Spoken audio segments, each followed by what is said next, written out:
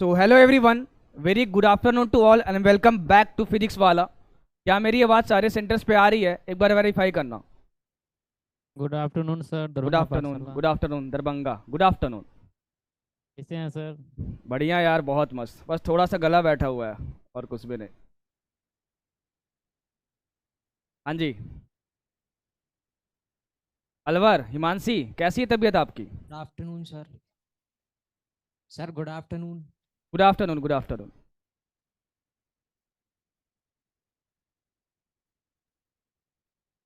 Good afternoon sir, Ballia Pathshala. Good afternoon Ballia, good afternoon. और भाई? कैसे हैं सर? मैं बढ़िया हूँ यार, बस थोड़ा सा गला बैठा हुआ है। ठंड लग गई है क्या सर? नहीं, एक्चुअली तुम लोग की कल क्लास खत्म हुई ना, यस सर। तो मुझे एक बैक टू बैक क्लास लेनी पड़ी। मतलब वहाँ पे शायद टीचर बीमार पड़ गए थे अचानक से। तो सर मुझे, आप सही है ना? हाँ, तो वहाँ पे अचानक से 1 घंटा 45 मिनट का मुझे मोटिवेशनल सेशन लेना पड़ा। ठीक है, तो मैं बोलते ही रह गया बस। सर हम लोग का किस दिन लेंगे? हम लोग का देखते भी हैं। मोटिवेशन सर नहीं हाल नहीं के नहीं। लिए। हेलो। संडे को ले लीजिए सर मोटिवेशनल। तुम्हारा मोटिवेशनल सेशन मैं बीमार हूँगा तो कोई और लेगा जी। संवाद सुने हो? संवाद। No sir. पीडब्ल्यू अच्छा। संवाद। Hello hello. हाँ, संवाद तो वही कल मैंने संवाद लिया था 11th नीट वाले बच्चों का। ओ। जी, 11th नीट बच्चे बच्चे हेलो। छोटे बच्चे। हाँ जी। हाँ सर। कौन है? अच्छा, कैसी हिमांशी। हो, कैसी हो? सर तबीयत तो सर खराब ही है। एक दिन आराम कर लिया होता और क्या। सर सर्वाइकल हो गया सर, कितना आराम करूं। अरे अरे अरे अरे। फिर भी हाँ। घर से क्लास करो। हो सकता है 2-3 दिन आराम करोगे तो ठीक हो जाएगा। हाँ सर। चलिए भैया, सेशन को स्टार्ट करते हैं। ठीक है। आनंद, आपका जो भी कंसर्न था ना, यस सर। मैंने कल ही एस्लेट कर दिया था 3:18 पे। बट क्योंकि इतनी बड़ी कंपनी है तो समझ रहे हो ना, कुछ लेवल्स होते हैं। मैं वहाँ फॉरवर्ड किया, फिर वहाँ वहाँ ऐसे करके। तो मैंने आपको बोला था कि 9 तारीख को ठोकने को बोला था ना, 9 को ना। Yes sir. हाँ, तो रिजॉल्व हो जाएगा, मैंने इशू कल एस्लेट कर दिया। ओके ठीक है, सर। हाँ हाँ। 9 तारीख तक रिजॉल्व नहीं होगा, 9 से वो दिक्कत आएगी तो आप मुझे दोबारा याद दिलाना, ठीक।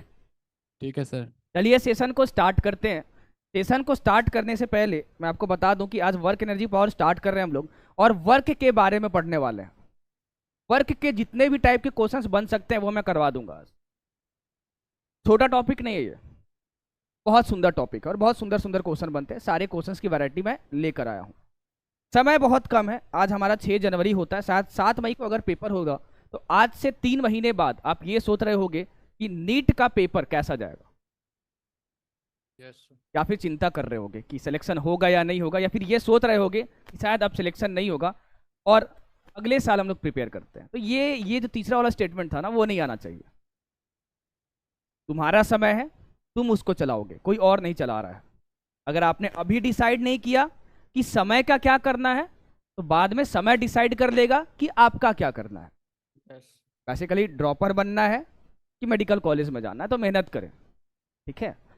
और डिस्ट्रैक्शन सबके लाइफ में आते हैं यार, मेरे लाइफ में भी आते हैं, आपके लाइफ में भी होगा। काटना ही होता है उसको, इग्नोर ही करना होता है उसको। मैंने हमेशा से समझाया था, समझदार बनो, ताकत पर मत बनना, समझदार बनो। समझदारी से ना सब कुछ अच्छा होता है, जिंदगी भी अच्छी चलती है, उपलब्धि भी बड़ी होती है और लोग खुश रहते हैं, वहाँ से पीस मिलता है। कल मैंने 11th नीट का संवाद लिया, मतलब मोटिवेशनल सेशन। वहाँ पे मैक्सिमम बच्चे, मतलब लगभग समझो कि अगर 15-16 बच्चों ने जो डाउट पूछा होगा ना, वो उन्होंने यही पूछा कि सर पढ़ने का मन नहीं कर रहा है, डिस्ट्रैक्शंस बहुत हैं, इंस्टाग्राम पर नोटिफिकेशंस बहुत आ जाते हैं, फेसबुक की नोटिफिकेशन आ जाती है।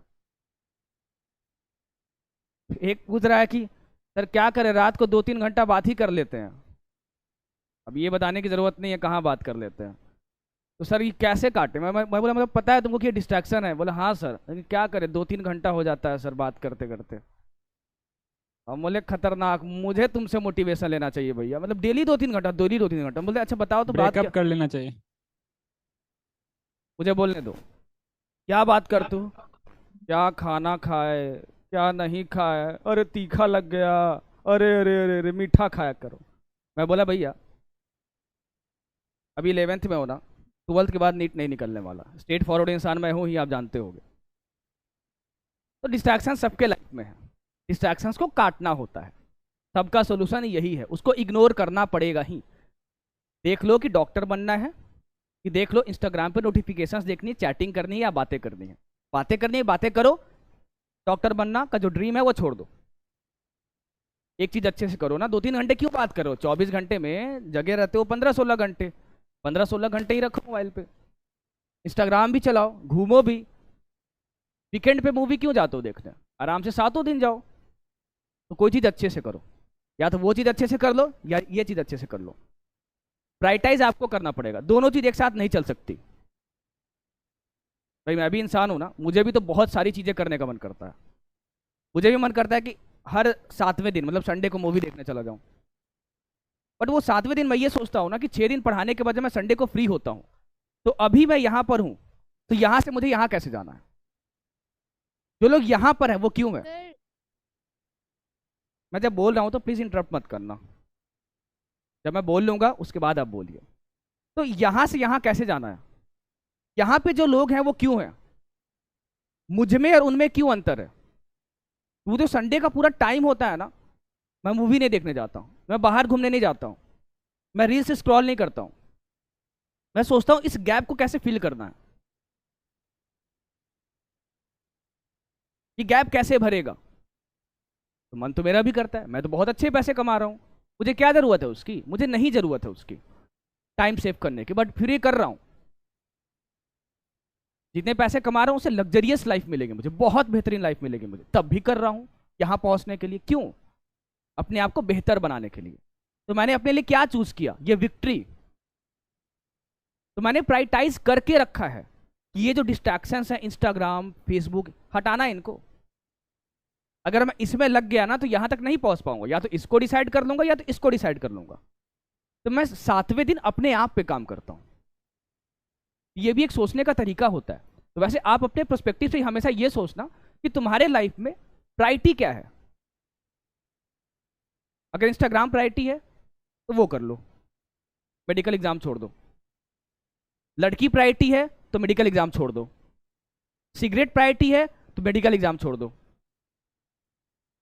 टाइम पास करना बस घूमना है तो मेडिकल एग्जाम छोड़ दो। एक चीज करो बस, या तो ये बहुत अच्छे से करो या फिर ये बहुत अच्छे से करो। चोर भी बहुत बड़े बन जाओगे तो अखबारों में नाम हो जाता है, तो वो बनना नहीं है, वो गलत चीज है। मेडिकल एग्जाम की तैयारी कर रहे हो, बहुत सारे बच्चे हैं वहां पर, हालांकि कंपटीशन 2-3 लाख में है, लेकिन फिर भी 20-30 हजार को सीट मिलती है ना। हाँ, तो पढ़ने वाले पढ़ लेंगे, आप पीछे रह जाओगे। और भले सिलेक्शन हो या ना हो, मैं हमेशा बोलता हूं कि मेहनत तो करना सीख जाओगे ना, तो कभी कुछ भी करोगे ना आगे लाइफ में तो मेहनत की जरूरत पड़ेगी। और वही नहीं करना सीखोगे तो दिक्कत होगा। तो मेहनत करो, टाइम बहुत कम है। समय को ये अलाउ कभी मत करना कि वो आपका फ्यूचर डिसाइड करे, क्योंकि जब समय पत्थर मारता है ना तो उस समय बस रोना आता है। जिंदगी भी बहुत अजीब है ना दोस्त।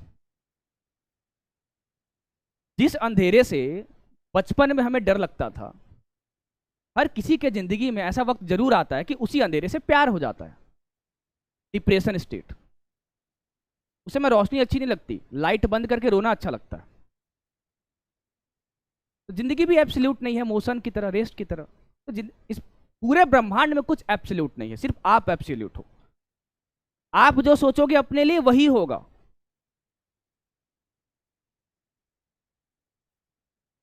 एक बच्चे का कंसर्न क्या था सुनना, मैं बता रहा हूं। जो अच्छे अच्छे पॉइंट्स है ना वो कवर कर दे रहा हूं आपको। हालांकि बहुत सारे पॉइंट्स थे, लेकिन जो बहुत सुंदर सुंदर पॉइंट्स थे। एक बच्चे ने क्या बोला कि सर मेरे मम्मी पापा है ना, वो बोलते हैं ना कि टेस्ट में कम मार्क्स आ रहे हैं, मेहनत करो मेहनत करो, बहुत प्रेशर डाल के रखते हैं, मेहनत करो मेहनत करो, मेरे मार्क्स नहीं आ रहे। उस मार्क्स को अपलिफ्ट कैसे करें? सर हमें समझ नहीं आ रहा। मैं बोलती भी हूँ वहाँ पर कि मम्मी पापा मेहनत कर रहे हैं, फिर भी वो बोलते हैं कि नहीं ऐसे तो मार्क्स आएंगे तो सिलेक्शन नहीं होगा। मैंने उससे ये बोला, सुनो यहाँ माइंडसेट की प्रॉब्लम है। शायद अभी जितने भी पाठशाला में जितने भी बच्चे बैठे होंगे उनको ये चीज़ तो पता ही होगी कि इंडिया में बहुत सारे ऐसे पेरेंट्स हैं, बहुत सारे, तो ये बात बोलते होंगे, आई एक्सेप्ट, बोलते होंगे। तो जो चीज़ तुम्हें पता है कि बाकी के पेरेंट्स भी बोलते हैं, तो ये तो बिफोर हैंड पता था कि शायद हो सकती है मेरे साथ, तो उसके लिए दुखी क्यों होना? जो चीज तुम्हें पहले से पता है ना, उसके लिए दुखी हो गए ना, तो अब समझदार नहीं हो। उसको एक्सेप्ट करके आगे बढ़ना पड़ेगा।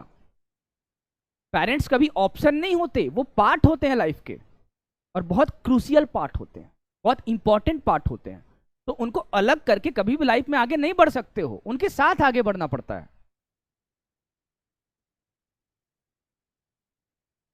और वो भी आपका साथ देंगे जब कुछ करके दिखाओगे तब ना यार। और कभी भी अगर ऐसा कुछ सोच रहे हो ना कि तुम्हारा बहुत परम धर्म मित्र है, नहीं है। 4 साल मैंने जिस अपने दोस्त के साथ बीटेक किया, साथ में एक रूम में बैठ के, ऐसा एक दिन मुझे याद नहीं कि मैंने उसके रूम में या अपने रूम में डिनर नहीं किया होगा। या तो उसके रूम में डिनर करता था या अपने रूम में मस्त खाना खाते थे। भाई वो मेरा 25,000 रुपये लेके भाग गया। वो दोस्त 4 साल एक रूम में खाना खाते थे, कभी कभार साथ में ब्रश करते थे भाई, ब्रश भी एक्सचेंज हो जाता था, इतनी दोस्ती थी। मैं अपना ब्रश ले भाई, कभी वो अपना ब्रश कर लेते थे यार। वो भाग गया लेके पैसे। तो कभी ये सोचना ही मत कि मित्र आपका साथ देंगे, नहीं भाई। लास्ट में कुछ भी हो जाए, तुम्हारे माँ बाप कुछ भी, कितना भी डांट ले, कितना भी कुछ कर ले, आखिरी में जब आप रो रहे होगे और आपकी जिंदगी बर्बाद हो रही होगी, तो वही खड़े होंगे आपके लिए। तो उनको कभी अलग करने का ऑप्शन मत रखना, ये तो होना ही नहीं चाहिए। उसके साथ बढ़ना है आगे।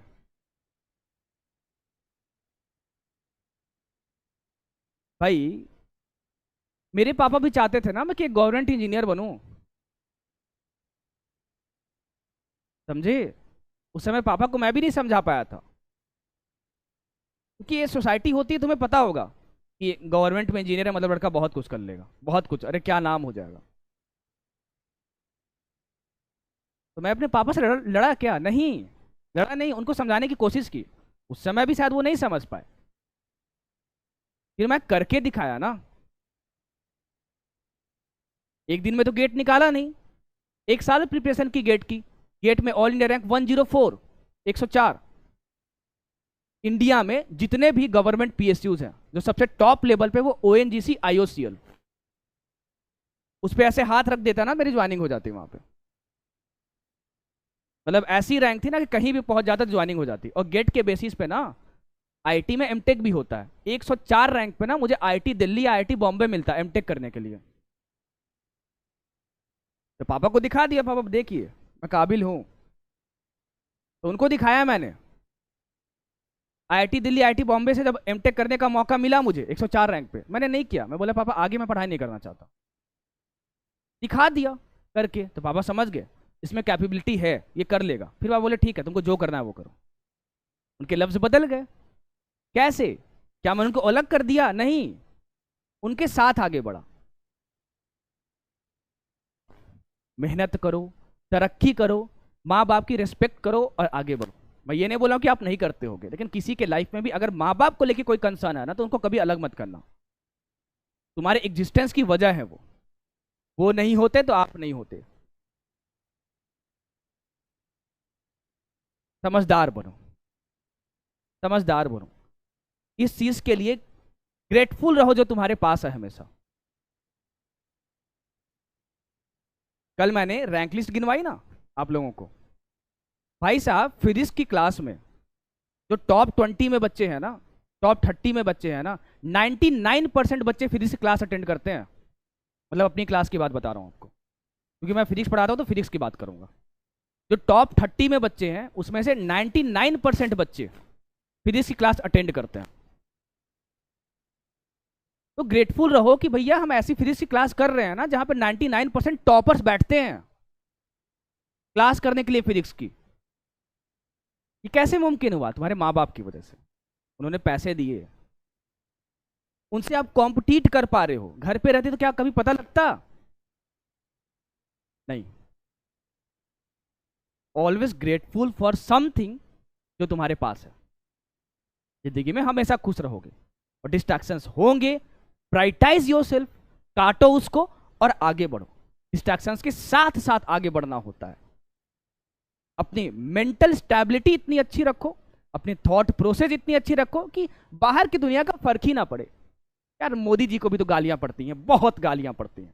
तुम लोग में से कोई गाली देता होगा, उसको क्या फर्क पड़ रहा है यार? वो सोचने लगे अरे वो उस स्टेट से वो गाली आ रहा है, उस स्टेट से वो गाली आ रहा है, X% वो बोल रहा है, तब तो दुनिया चला लिया। बट अवार्ड्स तो उसको मिल रहे हैं ना। तो एक पावरफुल इंसान जो बनता है ना, विथ नो हेटर्स नहीं बनता।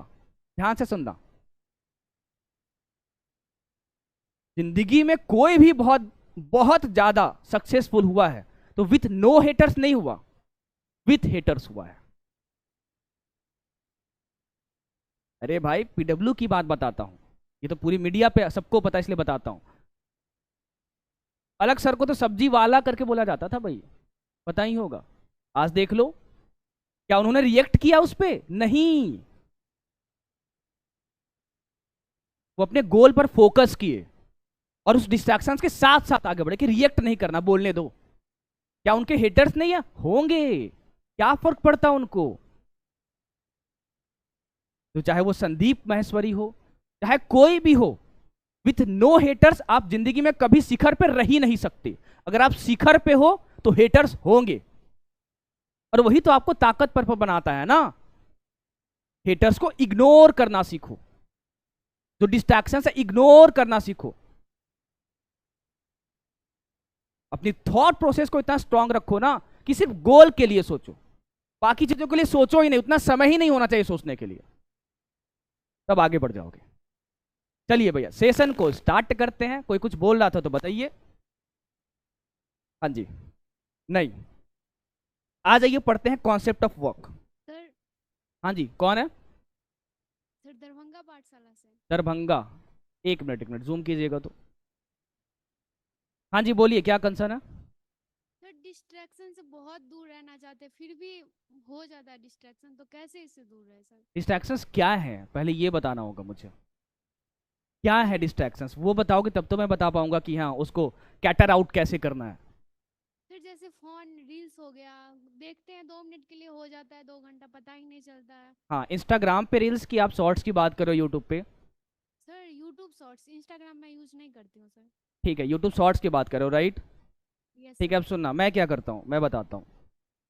मैं अपना टाइम बहुत सेव करता हूँ यार, मतलब आप बोल सकते हो कि टाइम सेविंग मशीन हूँ मैं अपने खुद के लिए। कैसे करता हूँ मैं बताता हूँ, सुनना। मैं इंस्टाग्राम का भी बताता हूँ और यूट्यूब का भी बनाता हूँ, ठीक है? क्या बनाता हूँ सेठ जी, सुनना ध्यान से। मेरे इंस्टाग्राम पे 3 आईडीज हैं। एक पर्सनल आईडी जहाँ पे मेरे जो भी सो कॉल्ड फ्रेंड्स हैं उसके बारे में मैं कभी किसी को नहीं बताता हूँ, कभी भी नहीं, कोई भी नहीं, चाहे कोई भी हो। वहाँ पे जो मेरे एकदम घनिष्ठ मित्र हैं, जैसे विपिन कुमार शर्मा सर, जो भी लोग हैं, जो भी टीचर्स हो गए, वो सब ऐड रहते हैं, उनके बारे में मैं कभी चर्चा ही नहीं करता हूँ। दूसरा, जो बच्चे खुद से ढूंढ लेते हैं, वहाँ तक पहुँच जाते हैं, वो मैंने ऐसा इंस्टाग्राम हैंडल नहीं बना के रखा है कि बच्चे वहाँ पे चले जाए और फॉलो कर ले उस चीज़ को, ताकि फिर ढूंढे नहीं। तीसरा, एक सच में बहुत बड़ी फॉलोअर्स वाली मेरी इंस्टाग्राम आईडी है, जहाँ पे मेरे इंस्टाग्राम पे सिर्फ 6-7 हज़ार तो बच्चे ही हैं, उसकी चर्चा मैं कभी नहीं करता हूँ, यहाँ भी नहीं करूँगा। अब सुनना, अगर मान लो मैं इंस्टाग्राम की नोटिफिकेशन ऑन रखता हूँ, तो भैया बच्चों के इतने कंसर्न्स होते हैं ना यार, कि कुछ नहीं तो ऑन एवरेज में डेली बेसिस पे बात कर दो तो 200 मैसेजेस टिप टिप करेंगे यहाँ से। 6-7 हज़ार बच्चों से डेली बेसिस पे बता रहा हूँ, कम से कम 100-200, तो मैं तो परेशान हो जाऊंगा। तो देखो मैं करता क्या हूँ, वो वाली आईडी ना मैं लॉग आउट करके रखता हूँ, उसको लॉग इन करता ही नहीं हूँ कभी। जो पर्सनल वाली आईडी है ना उसको भी लॉग आउट करके रखता हूँ। बनाया क्यों है? बस एग्जिस्टेंस के लिए, और कुछ नहीं। जो बीच वाली आईडी है ना, थोड़ी बहुत उस पर एक्टिव रखता हूँ। वहां पे क्या करता हूँ कि वो आईडी जो है इंस्टाग्राम की नोटिफिकेशन ऑफ करके रखता हूँ, क्योंकि मुझे पता नहीं चले किसका मैसेज आ रहा है। जब बहुत खाली हुआ तो इंस्टाग्राम खोला, मन किया तो रिप्लाई कर दिया। इंस्टाग्राम नहीं है आपका, बहुत अच्छी बात। किसी दिन अगर इंस्टाग्राम से डिस्ट्रैक्शन होने लगा मुझे, जो कि अभी नहीं हो रहा, तो उसको हटा दूंगा इंस्टाग्राम, क्योंकि लाइफ की प्रायोरिटी वो नहीं है। लाइफ की प्रायोरिटी ये है कि जो लोग यहाँ पर हैं उसको कैसे खिसकाना है, मैं यहाँ पर क्यों हूँ, मैं यहाँ पर क्यों नहीं हूँ, तो इस गैप को फिल करना है तो वो काटना होगा। अच्छा, अब शॉर्ट्स की बात बताता हूँ, सुनना। यूट्यूब का जो एआई है ना, वो इस तरीके से काम करता है कि आप जिस तरीके के शॉर्ट्स देखते हो ना, उसी तरीके के शॉर्ट्स फीड में आते हैं, या वीडियो रिकमेंड होता है। मैंने अपने यूट्यूब मतलब जो मैं पर्सनल यूट्यूब अकाउंट यूज करता हूँ अपना, उस पर सिर्फ एक चैनल को सब्सक्राइब करके रखा है, सिर्फ एक चैनल, संदीप महेश्वरी सर का, मैं उनको सुनता हूँ, सिर्फ एक चैनल और कुछ भी नहीं, और मैं कुछ देखता भी नहीं हूं। तो अगर कभी रिकमेंडेशन में कुछ आता भी है जहां क्लिक करने का मन करता है ना, तो वो सिर्फ मोटिवेशनल वीडियोस जो मेरे लिए फायदेमंद है। तो आपको क्या करना है कि जो भी यूट्यूब अकाउंट लॉगिन है उसको हटा दीजिए, एक नई मेल आईडी बनाइए, उस मेल आईडी से यूट्यूब पे लॉगिन कीजिए और वहां पे सिर्फ 2 चैनल को सब्सक्राइब करके रखिए, और वो 2 चैनल कौन से होंगे आप डिसाइड करना, मैं नहीं बोलने वाला कोई होता। वो 2 चैनल रखिएगा जो आपके लिए सबसे ज्यादा यूजफुल हो, आपको गोल को अचीव करवाने के लिए। एग्जाम्पल के तौर पे मैं बस दे रहा हूं, आप 2 चैनल वो आप डिसाइड करना। जैसे मान लो कंपटीशन वाला, क्योंकि आप नीट एस्पिरेंट हो, और एक फिजिक्स वाला का मेन चैनल, पीडब्ल्यू का मेन चैनल, फिजिक्स वाला अलग पांडे, ऐसा करके ये 2 चैनल सब्सक्राइब करो, जितने भी अपडेट्स होंगे आपको मिल जाएंगे। जरूरत क्या रील्स स्क्रॉल करने की, जरूरत ही नहीं है। तो उस समय रील्स आएंगी भी नहीं जब तक आप रील्स खोलोगे नहीं, मतलब शॉर्ट्स खोलोगे नहीं। तो नई यूट्यूब अकाउंट बनाओ, और जो शॉर्ट्स है ना, जो शॉर्ट्स वो आएंगे ही नहीं तुम्हारे पे, और रिकमेंडेड होते भी हैं तो पढ़ाई वाले होंगे, बस उतना ही देखो। उसके बाद भी अगर मन कर रहा है ना कि ये देख ले वो देख ले, क्योंकि मनोस्थिति तो ऐसी ही है कि उस टाइप के मुझे शॉर्ट्स देखने हैं, कुछ भी हो सकता है, ब्यूटी हो सकता है, एनीथिंग, ड्रेसेस हो सकता है, कुछ भी हो सकता है, कुकिंग हो सकता है, मन करेगा तो वहां पर होता है ना दिमाग का खेल। सुबह और शाम, जब सुबह उठते हो रात में सोते हो, तो डेली मुंह से 5 बार बोला है कि मेरा सपना टूट रहा है, 1 महीना तक बोलो। अगर तब भी चेंज नहीं आया तो समझ जाना कि आप डॉक्टर नहीं बनना चाहते। अगर बनना चाहते होगे तो जब भी बोलोगे मेरा सपना टूट रहा है ना, तो लफ्ज रुक जाएंगे तुम्हारे, तो समझना कि वो जील है तुम्हारे में। ये चीज करके देखिए, डिस्ट्रैक्शंस कट जाएंगे, अगर इतने ही डिस्ट्रैक्शंस हैं जो आपने बताया तो। आया समझ में? Sir yes sir. नहीं नहीं, बताइए क्या बोल रही हैं, बताइए। आपने पूछा तो मैं कंप्लीट करूंगा उसको। चलिए कोई बात नहीं, सेशन को स्टार्ट करते हैं, ठीक है। और वर्क के बारे में पढ़ना है। वर्क क्या होता है सर? सुनो, मान लो कि एक ब्लॉक रखा हुआ है एक ग्राउंड सरफेस पे, ये ग्राउंड है तुम्हारा और ये ब्लॉक है मास m का। क्या कर सकते हैं, बाकी अगर रिक्वायरमेंट आएगी तो मैं जॉट फॉर्म के लिए उसको बात की हुई है।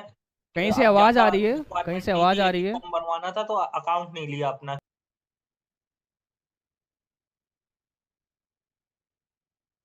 सेंट्रल टीम का कुछ आवाज आ रहा था। सेंट्रल टीम की आवाज ठीक है, उनको सर। देखिए, ठीक है, ओके ओके, चलिए। तो कॉन्सेप्ट ऑफ वर्क, ये ग्राउंड है और ये मास है जो ब्लॉक उस पे रखा हुआ है, ठीक है सर। मैं बोलता हूं कि मैंने इस पे एक फोर्स लगाया एंगल थीटा पे। ध्यान से सुनना भाई, एक एक चीज, क्योंकि मुझे पता है कि जितना वर्क आप जानते होगे उससे आप सारे क्वेश्चन नहीं सॉल्व कर पाओगे। तुम देखना, अभी फंसाऊंगा मैं आपको, आज फंसाता हूं थोड़ा सा। अगर ये एफ है और ये जो है ना वो थीटा एंगल है, तो मैं बोलता हूं कि मैं इसको कंपोनेंट में तोड़ सकता हूं।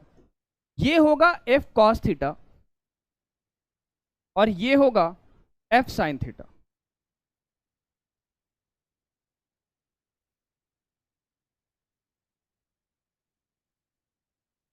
ठीक है सर।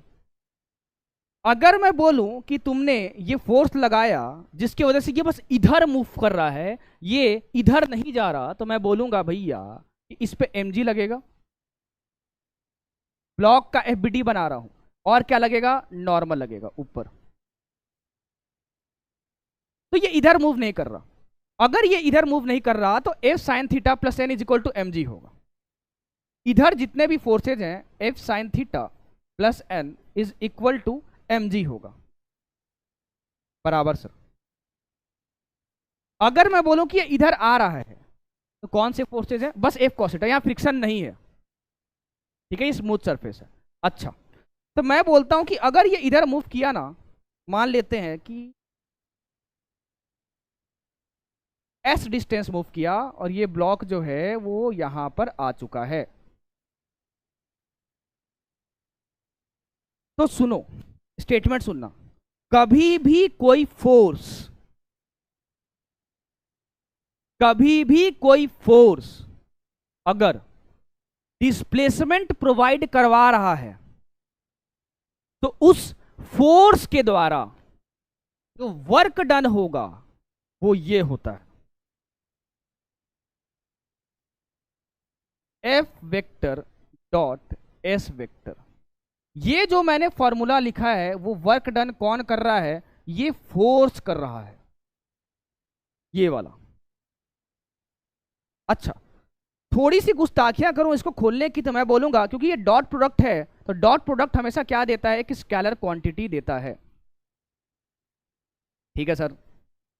तो अगर मैं बोलूं कि अगर ये डॉट है और मैं बोल दूं कि भैया एस वेक्टर मान लेते हैं कि इधर है और एफ वेक्टर मान लेते हैं इधर है, और दोनों के एंगल, दोनों के बीच में जो एंगल है वो थीटा है, तो ये होगा F into S into cos theta, F S cos theta.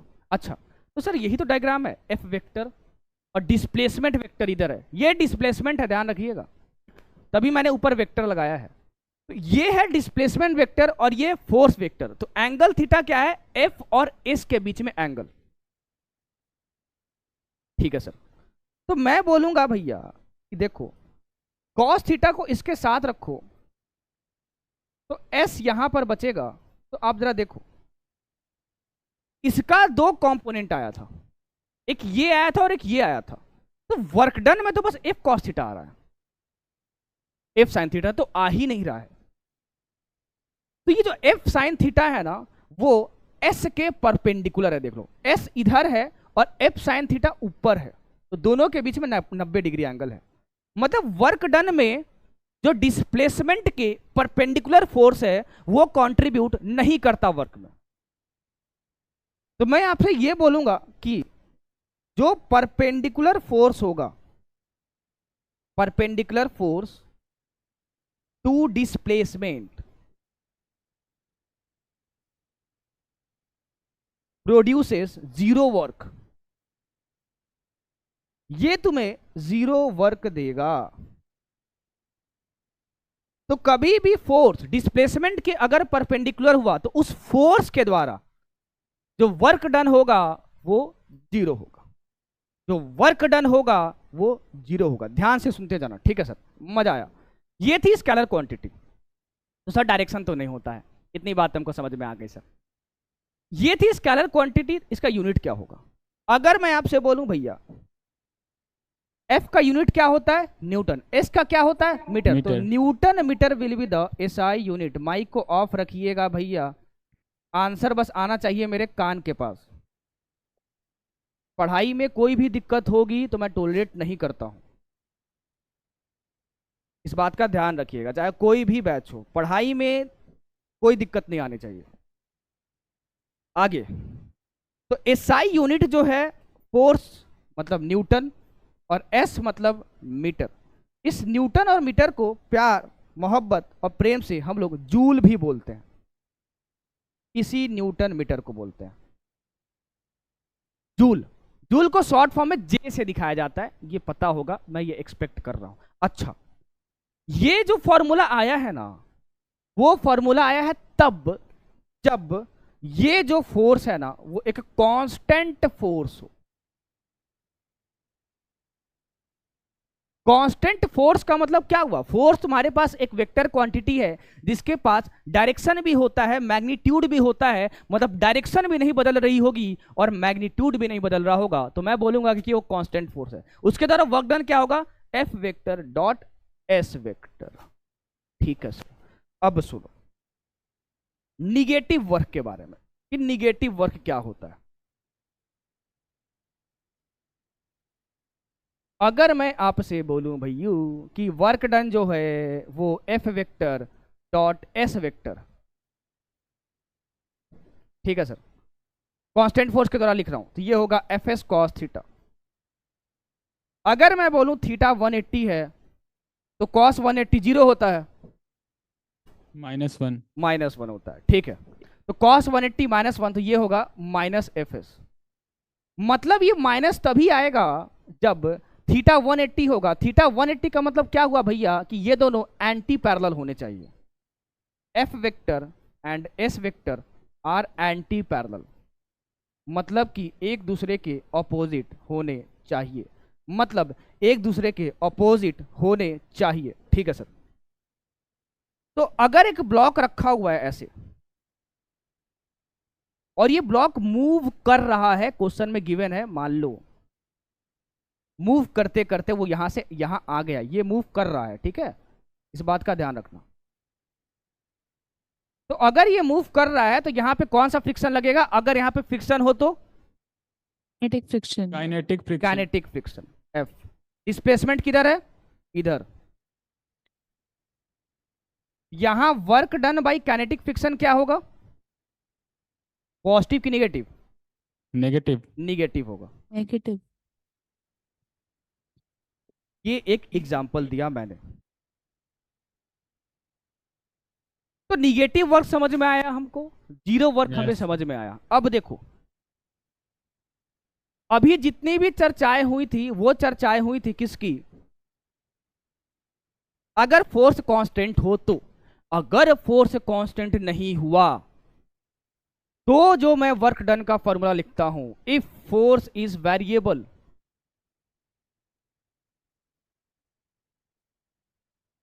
तो जो भी वर्क डन होता है उस वेरिएबल फोर्स के द्वारा, work done by variable force, जो भी फोर्स वेरिएबल है एफ, वो होगा integration of F vector dot D R vector. इस और ये R1 वेक्टर से R2 वेक्टर। इसका मतलब क्या हुआ सुनो, एग्जाम्पल के तौर पर समझाता हूं। ये dr जो वेक्टर है ना, dr वेक्टर जो होता है वो होता है dx i cap plus dy j cap plus dz k cap. तो इसका मतलब समझा रहा हूं। R1 R2 क्या है? पोजीशन वेक्टर्स है। इतना तुमको समझ में आ जा रहा है, ठीक।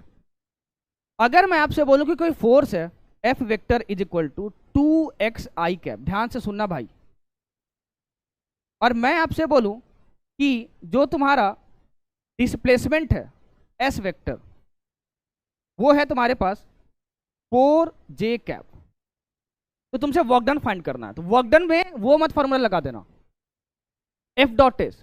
तुमको साफ साफ दिख रहा है कि x पे डिपेंड कर रहा है ये फोर्स, तो ये वेरिएबल फोर्स है। तो अगर ये वेरिएबल फोर्स है तो इसके द्वारा जो वर्क डन होगा वो मैं ये फॉर्मूला लगाऊंगा। तो मैं बोलूंगा ये होगा work done is equal to integration of R1 से R2। R1 R2 हमको यहाँ पे कुछ पता ही नहीं, फिर भी लिख देते हैं यहाँ पे, उसकी जरूरत भी नहीं पड़ेगी। F वेक्टर मतलब 2x i cap dot S vector मतलब 4j cap. i dot j कितना होता है? i डॉट j के कैप। 0 सर। हाँ, Zero. I dot- one one one नहीं, 0 नहीं, सर। 0 सर। I और j k होता है। अरे 0 सर, बाप रे 0 सर। बाप, खतरनाक ही आंसर देते हो भाई। 0 होगा सर। 0, तो ये वर्क डन कितना हुआ? 0। 0 क्रॉस प्रोडक्ट हो गया था गलती से। अगर मान लो मुझे ये लिमिट लगाना हो यहां पर x के फॉर्म में, x सुनना, x के फॉर्म में, x कोऑर्डिनेट के फॉर्म में, तो इनिशियली तुमको दिया रहा है क्वेश्चन में ये कहाँ है, तो मान लो इनिशियली में दिया है x इज इक्वल टू 0, तो ये जो R1 होगा ना वो 0 हो जाएगा। और मैं अगर यहां x कोऑर्डिनेट लगा रहा हूं क्योंकि यहां पर x है, ये फाइनली x कोऑर्डिनेट इसका क्या होगा जरा बताओगे देख के यहां से? क्या बोले हैं? फाइनल x कोऑर्डिनेट क्या होगा इस एग्जांपल में? पार्टिकल जो मूव किया है ना इस फोर्स के द्वारा, फाइनली वो यहां पर इतना डिस्प्लेस किया j कैप के डायरेक्शन में, मतलब y डायरेक्शन में। तो y डायरेक्शन में अगर मूव किया है तो x कोऑर्डिनेट कितना होगा? 0 होगा। 0। तो मैं बोलूंगा कि R2 भी 0 होगा। Yes sir. आई बात समझ में? हाँ सर, हाँ सर। अब देखो, जो मैंने तुम्हें बताया था ना SI यूनिट, वो बताया था 1 जूल, मतलब जूल बताया था, SI यूनिट। यहां पे जब आप वर्क डन पढ़ते हो ना, तो जो वर्क डन होता है उसकी SI यूनिट ये होती है। कभी कभी CGS यूनिट भी यूज होता है, और CGS यूनिट जो होता है उसको इतना याद रखना, अर्ग। ये अर्ग होता क्या है? या तो अर्ग बोल दो या फिर 9 सेंटीमीटर बोल दो, दोनों का मतलब सेम होता है, ध्यान रखिएगा। या तो अर्ग बोलो चाहे 9 सेंटीमीटर बोलो, दोनों का मतलब सेम है। ये मत बोलो अरे 9 सेंटीमीटर कहां से आ गया, अरे आ गया। 9 सेंटीमीटर को ही अर्ग बोलते हैं।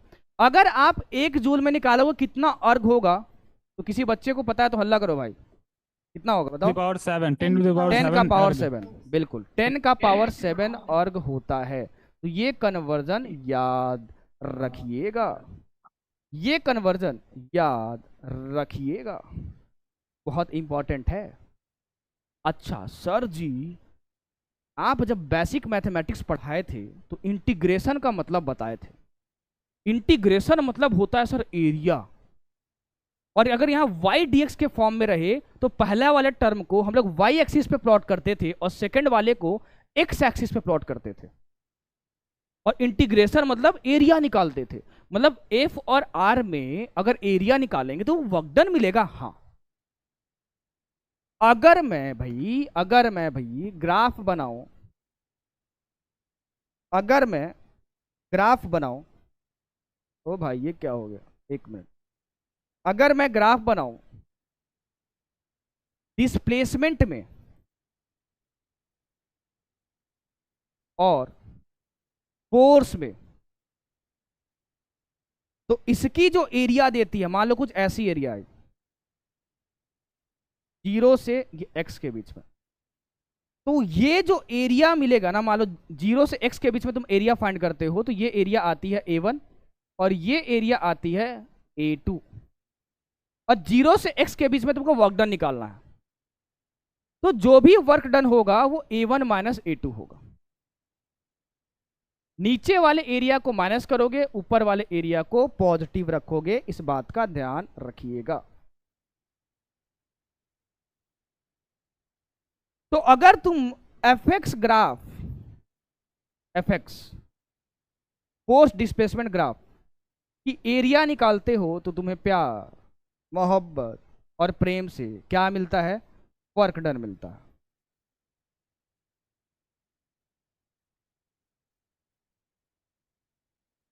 यहां तक क्लियर है?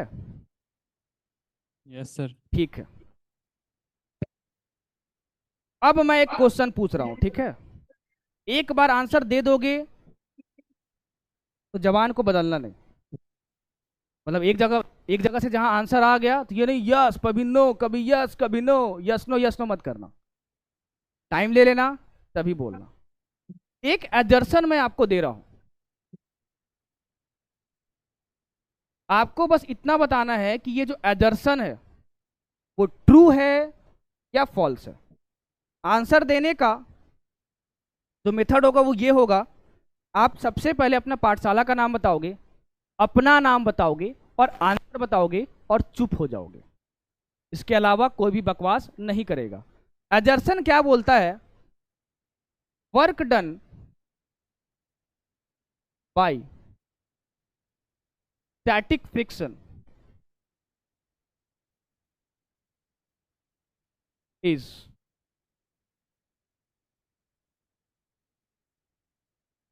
तुम्हें बताना है कि ये एजर्सन ट्रू है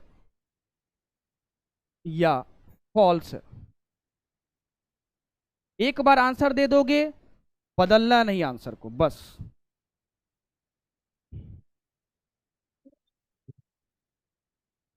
सोचो।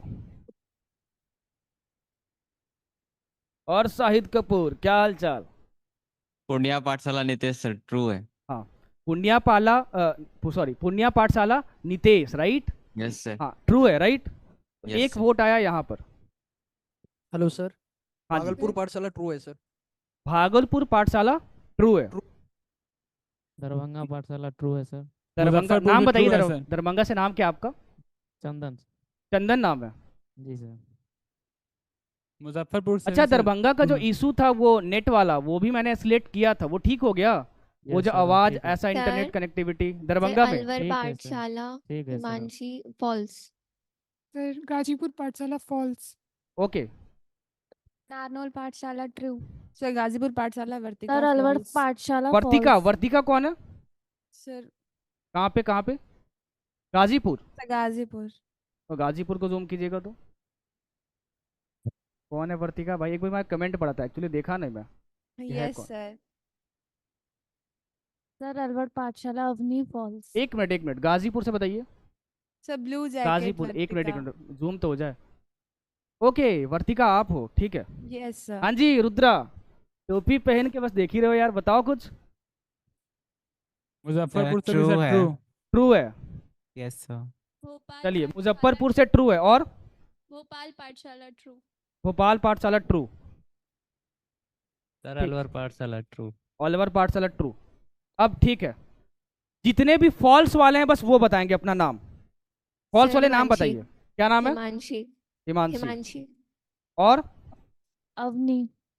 अवनी, और सर लवी। सर प्रज्ञा। प्रज्ञा, और सर वर्तिका। वर्तिका, और पाठशाला से फॉल्स है सलोनी। सलोनी, ठीक है। अब इसमें से अलवर सर पाठशाला जौनपुर में से पाठशाला से फॉल्स है। कहाँ से जौनपुर पाठशाला से। फॉल्स है? राइट, नाम क्या यस आपका? सर। सर रत्नांशु। ओके ठीक है, ये जौनपुर पाठशाला से हैं। नाम यार थोड़ा सा इको हुआ इसलिए मुझे सुनाई नहीं दिया, सॉरी फॉर दैट। ठीक है, अब इसमें से कोई भी मुझे एक्सप्लेन करो कि फॉल्स क्यों है। मैं सब सुनूंगा, फॉल्स टू सब सुनूंगा, कोई भी एक्सप्लेन sir. करो। Yes sir. हाँ जी आप एक्सप्लेन कीजिए। गाजीपुर पाठशाला से, शायद आपका नाम है सर प्रज्ञा। प्रज्ञा। ओके ये है, आप बताइए।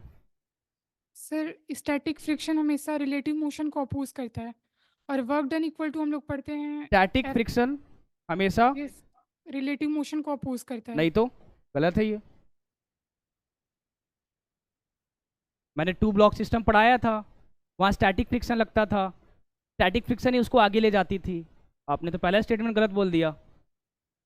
सर अगर मैक्सिमम लिमिट के अगर अबव जाता है तब सर उस से स्लाइड करने की कंडीशन बनती थी। तो वो तो काइनेटिक फ्रिक्शन आ गया, मैंने स्टैटिक फ्रिक्शन लिखा है यहाँ पर। कोई बात नहीं, आपने कोशिश तो की, बैठिए। कोई बात नहीं, आपने सोचा ना, वो उपलब्धि है, ठीक है। आपने सोचा, बैठिए। जो मैंने समझाया वो आपको समझ में आया? याद है मैंने आपने बोला कि रिलेटिव मोशन को स्टैटिक फ्रिक्शन अपोज करता है, ऐसा नहीं है। मैंने 2 ब्लॉक सिस्टम में बताया था कि अगर ये ब्लॉक दोनों साथ दौड़ेंगे तो यहाँ रिलेटिव मोशन नहीं हो रहा है कोई भी, तो स्टैटिक फ्रिक्शन आगे लगता है, तो ये दोनों ब्लॉक साथ आगे जाते हैं। Yes sir. ठीक है, यस आया समझ में? यस रिलेटिव मोशन बिटवीन जो कॉन्टेक्ट सरफेस है ना, उसको हमेशा अपोज करता है। ये स्टेटमेंट आपका सही होता। Yes sir. ठीक है, यस सर। आगे भी सुनता हूँ। चलिए माइक ले लिया तो आगे बोलते रहिए, आगे बताइए। आपको मैंने करेक्ट कर दिया, कॉन्टेक्ट सरफेस के बीच में जो रिलेटिव मोशन होगा स्टैटिक फ्रिक्शन उसको हमेशा अपोज करेगा। आगे बताइए। Yes sir. और work done equal to displacement होता है, force into displacement. Work done is equal to force into displacement into नहीं होता है, displacement। नहीं ये नहीं होता है। ये मैंने कहाँ पढ़ाया?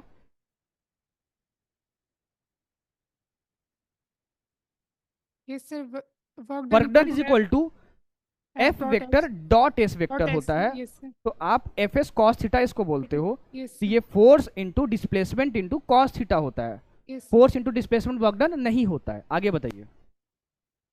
सर मैंने ये सोचा था कि जब भी स्टैटिक फ्रिक्शन होगा वो रिलेटिव मोशन को अपोज करेगा, और यहाँ से सर कोई भी रिलेटिव मोशन के बीच में नहीं हो रहा है, मतलब वो डिस्प्लेसमेंट का यहाँ पे सर तो एक कॉन्सेप्ट बात बताइए, एक बात बताइए, ये जो यहाँ पे ठीक है रिलेटिव मोशन को अपोज करेगा, तो मैंने यहाँ फोर्स लगाया, ये मूव नहीं किया, तो यहाँ स्टैटिक फ्रिक्शन लगेगा।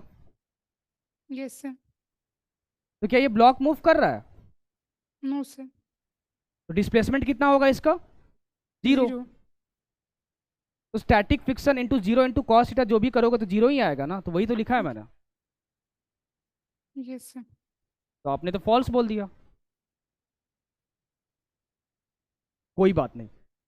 अलवर पाठशाला से बैठिए, बैठिए। ये सब चीजें आईक्यू बढ़ाती हैं। फिजिक्स घुस जाओ उसके अंदर, मजा आ जाएगा भाई। प्रज्ञा, हिमांशी आप बताइए।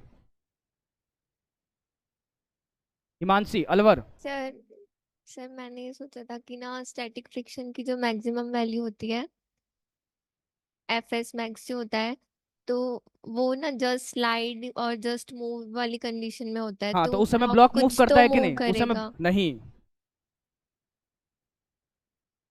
जस्ट स्लाइडिंग मतलब ब्लॉक मूव नहीं कर रहा। अच्छा सर, मैंने यही सोचा था। ठीक है, ओके। जौनपुर से बताइए। सर मैंने वही सेम केस सोचा था, बट सर मैंने एक और चीज़ को लिया था, एजम्पशन किया था। सर जैसे कि हम अगर हम जब हम कभी भी चलते हैं तो हमारा जो लेग और जो रोड के बीच का जो फ्रिक्शन होता है, वो एक अगर पॉइंट ऑफ एप्लीकेशन पे ले तो वो जीरो होता है। तो सर मतलब इसमें जब हाँ सर, तो बोलिए इसमें बोलिए। जब इसमें क्वेश्चन दिया था work done by static friction is always zero, sir वो ऑलवेज टर्म तो नहीं यूज होगा ना सर, क्योंकि हमेशा तो जीरो नहीं हो सकता स्टैटिक फ्रिक्शन। तो सर वो फ्रिक्शन को मैंने टर्मोलॉजी को वर्ड यूज करके मैंने वो सोचा था कि दैट लेग और रोड के बीच में जो पॉइंट ऑफ एप्लीकेशन होगा उसके बीच का एंगल जीरो होगा।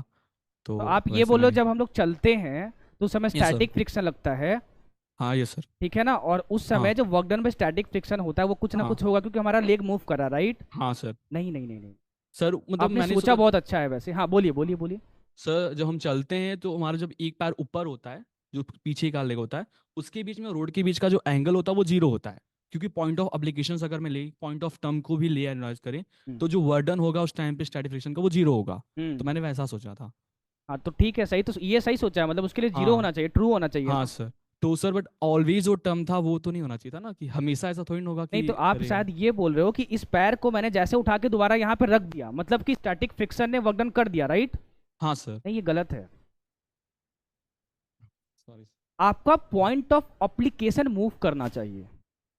ओ जो पॉइंट ऑफ एप्लीकेशन है, आपने जो भी फुट रखा ना यहाँ पे हाथ में, और जिस समय जहां पे वो फ्रिक्शन लग रहा था ना, वो पॉइंट ऑफ एप्लीकेशन नहीं मूव कर रहा उस फ्रिक्शन के रेस्पेक्ट में, क्योंकि जैसे ही तुमने हाथ यहाँ पे रखा ना, सॉरी पैर रखा ना, तो अगेन उसी पॉइंट पे, जिस पॉइंट को आप रख रहे हो धरती पे, वो पॉइंट नहीं मूव कर रहा।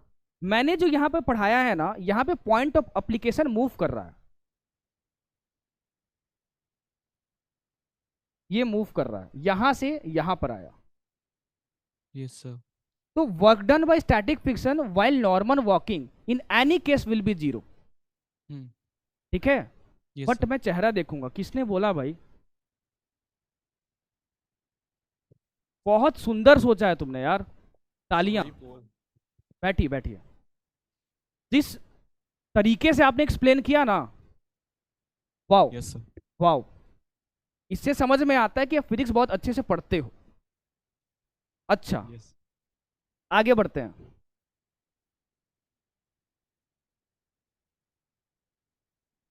ठीक है, इसने बहुत अच्छा एक्सप्लेन किया यार, मजा आ गया। भले ही इसका गलत हो गया एक्सप्लेनेशन, बट इसको मैं स्टार दूंगा, डबल सर? स्टार। हाँ जी, ये बताइए तो पहले, एक मिनट, ठीक है, इसको देख लो, मैं कैटर कर लूँ। वर्तिका, आप बताइए। सर सेम मैंने जो प्रज्ञा दीदी ने वो बताया ना, वही सोचा था, रिलेटिव मोशन वहाँ पे अपोज करेगा, ठीक है ठीक है। वही वाला कॉन्सेप्ट। प्रज्ञा दीदी कैसे भाई? ये जो भी पता करके बैठे हो क्या बस में? सर नहीं, वो मतलब हम 12th में है ना अभी। अच्छा अच्छा, मतलब एक ही जगह हो। ओके ठीक है। हाँ अवनी, लवी, सलोनी, इसमें से कोई एक्सप्लेन करना चाहता है? अगर डिफरेंट डिफरेंट एक्सप्लेनेशन है तो? नहीं, चलो सबको मिटा देते हैं।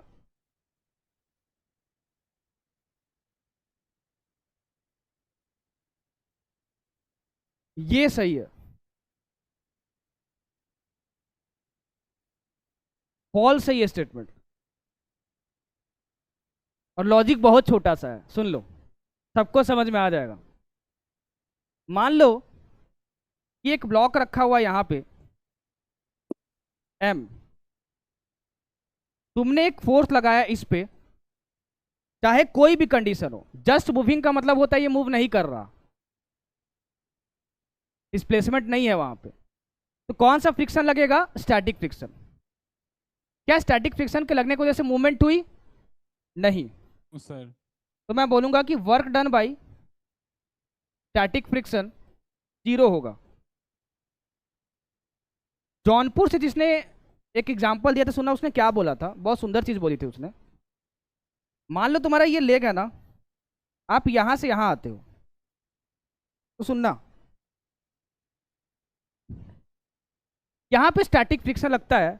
मान लो तुम्हारा पॉइंट ये है जो कांटेक्ट में है, ये पॉइंट यहां से यहां पर आ गया, लेकिन अगर यहां पे फ्रिक्शन लगेगा और फ्रिक्शन तुमको आगे भेज रहा है, तो इस फ्रिक्शन के रेस्पेक्ट में ये पॉइंट नहीं मूव कर रहा। क्यों? ये तो मूव कर रहा है भाई। बहुत सुंदर चीज उसने छेड़ी है, इसलिए मैं छेड़ दे रहा हूं। नहीं छेड़ा होता तो मैं इसको नहीं छेड़ता। बहुत सुंदर चीज बता रहा हूं, सुनना। अरे सर ये क्या सस्ता नशा किया? फ्रिक्शन यहां लग रहा है Fs, और ये Fs, और आप यहां से यहां आ गए। ये तो मूव कर रहा है सर, तभी तो आप आगे आए। और उसका कहना है उसी हिसाब से कि जो फ्रिक्शन है वर्क डन यहां पे कर रहा है। ये गलत होना चाहिए सर, लेकिन उसका एक्सप्लेनेशन गलत था, लेकिन वो ये सोच पाया ना, इसलिए मैंने ताली मारी। यहां भी work done by static friction जो है ना, work done by static friction, static friction Fs 0 ही है। अब सुनना, क्यों? ये तुम्हें जो डिस्प्लेसमेंट दिख रहा है वो तो दिख ही रहा है तुमको। एक बात बताओ, ध्यान से सुनना, ये स्टैटिक फ्रिक्शन क्यों लगेगा? जब कोई भी बॉडी रेस्ट पर हो तो उसको ये पॉइंट रेस्ट पे दिख रहा होगा, तभी तो Fs लग रहा होगा। अगर ये पॉइंट इसको रेस्ट पे नहीं दिखता तो क्या Fs लगता? नहीं। तो इस पॉइंट को ये Fs रेस्ट पे देख रहा है, तभी तो मैं स्टैटिक फ्रिक्शन लगाया हूं। स्टैटिक फ्रिक्शन लगता भी है, मतलब ये पॉइंट रेस्ट पर है, तभी स्टैटिक फ्रिक्शन लगा रहे हो, उसके द्वारा वर्क डन 0 होगा। Is this clear? Is this clear? Yes sir. Okay, सुनना, अब आगे बढ़ो। अब जो एक्सप्लेनेशन मैं बता रहा हूं ध्यान से सुनना, आराम से समझ जाओगे। यहां पे जो ब्लॉक रखा हुआ है M,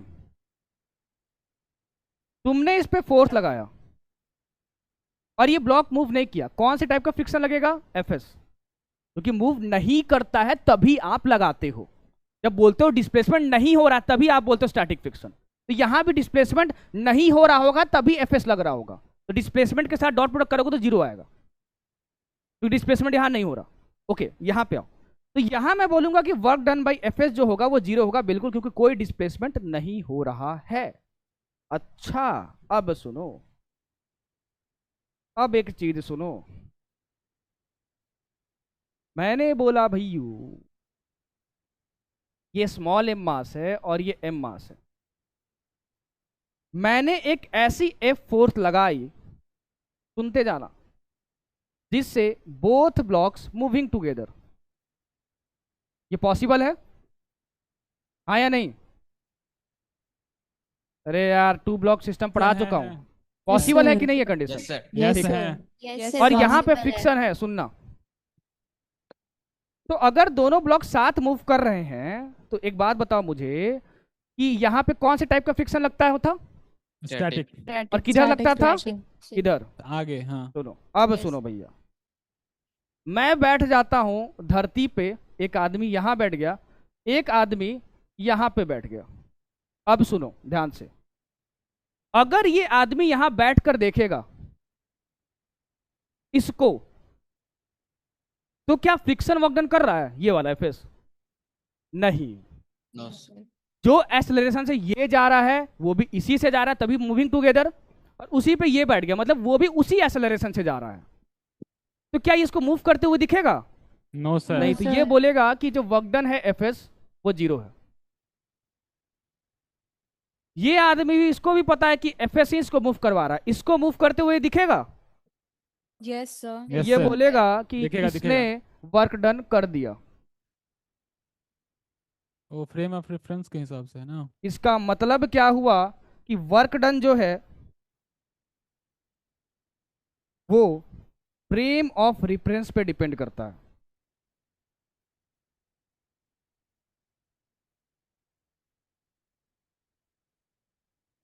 तो ऑलवेज जीरो नहीं होगा।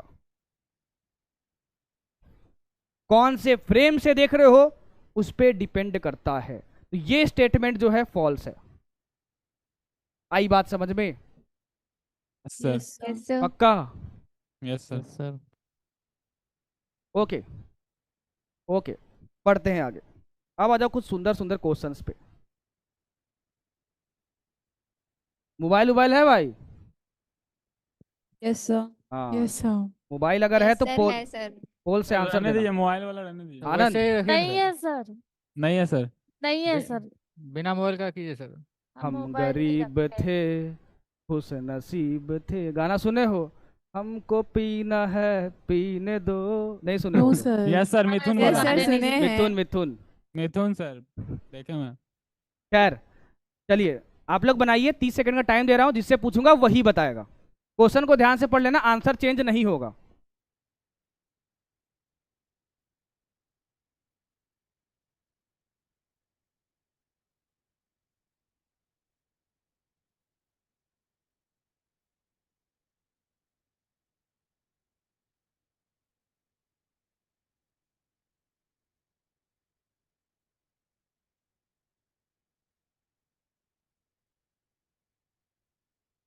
चलिए, पटना पाठशाला से आंसर बताइए। पटना नहीं, कोई बात नहीं। बलिया से या धनबाद से? नहीं। दरभंगा से?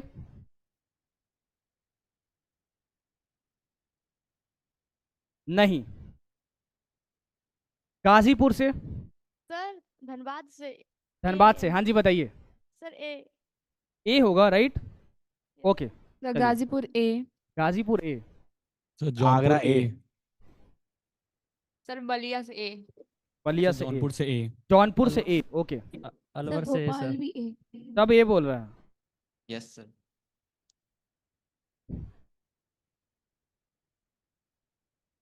मुजफ्फरपुर से? सर अच्छे से पढ़ लेना क्वेश्चन। एक मिनट सर। रुद्रा?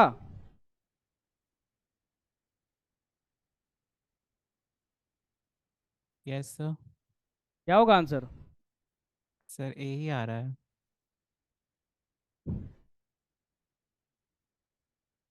देखते यस हैं सर, भाई, यही होगा, यही होगा सर। देखते हैं। A cyclist comes to a a cyclist comes to a skidding stop in 10 meter. During this process, the force on the cycle due to the road is itna and is directly opposed to the motion work done by the road on the cycle. और उस force के बारे में भी specify किया हुआ है, ठीक है? ओके, तो ये तुम साइकिल लियो,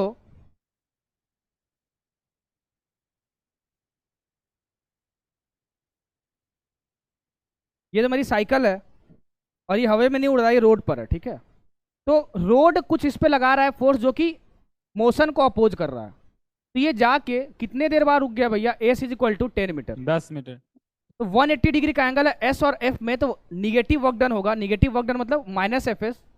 फोर्स कितना है? -10, sorry -200 into 10 is equal to कितना होगा? -2000 2000 जूल। ठीक है, कोई दिक्कत किसी को? No no sir. लवी समझ में आया आपको? Yes sir. लवी लवी लवी सर। आ गया समझ में? Yes sir. नहीं आया समझ में? सर वो मेरे को क्वेश्चन की लैंग्वेज में थोड़ा सा दिक्कत आ रही थी, ओके, तो मैं समझा देता हूँ। देखो, क्वेश्चन ये बोल रहा है ना कि आप साइकिल चला रहे हो यहाँ पे, ठीक है? और आपकी जो Yes, sir. साइकिल है ना, रोड ने उस पे एक फोर्स लगाया ऑपोजिट डायरेक्शन में। मतलब अगर आप इधर जा रहे हो ना तो फोर्स इधर लग रहा है, ठीक है? yes, okay, sir. तो फोर्स इधर लग रहा है, आप जा रहे हो इधर। अभी एक बात बताओ, अगर आप इधर जा रहे हो और फोर्स आपको पीछे खींच रहा है तो कभी रुकेगा? हाँ, Yes, sir. फोर्स ऑपोजिट लग रहा है। कितने डिस्प्लेसमेंट पे रुका? 10 मीटर पे रुका। 10 मीटर। तो फोर्स इधर, डिस्प्लेसमेंट इधर, 180 degree angle, negative Yes. Work done. Negative work done का फॉर्मूला -Fs होता है, बताया हूँ अभी। तो Yes, माइनस फोर्स की वैल्यू दी है तुम्हारे पास 200 और ये 10 मीटर, तो -2000 जूल, ठीक है? Yes, sir. ओके, बढ़ूँ आगे? Yes.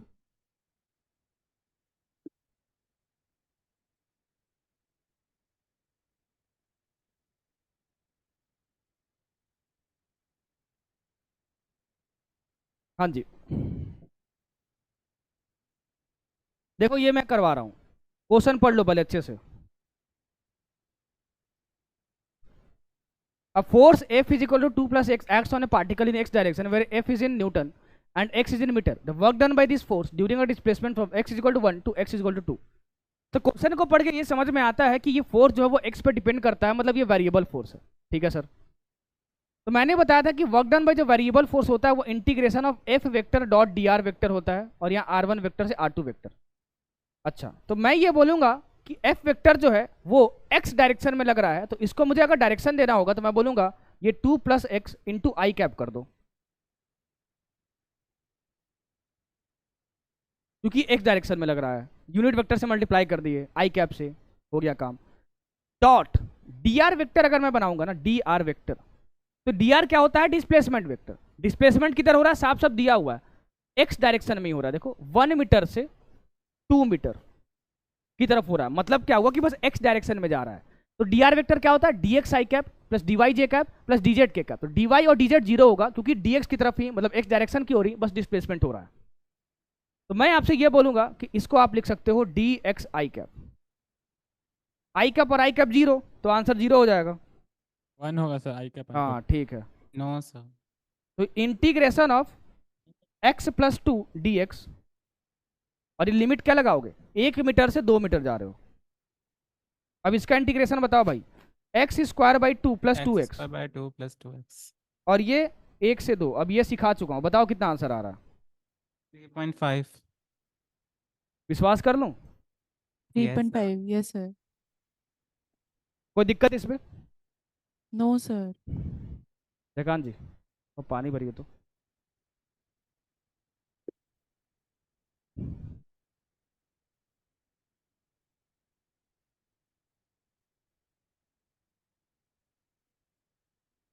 चलिए इस क्वेश्चन को बनाइए, आपको दे रहा हूं,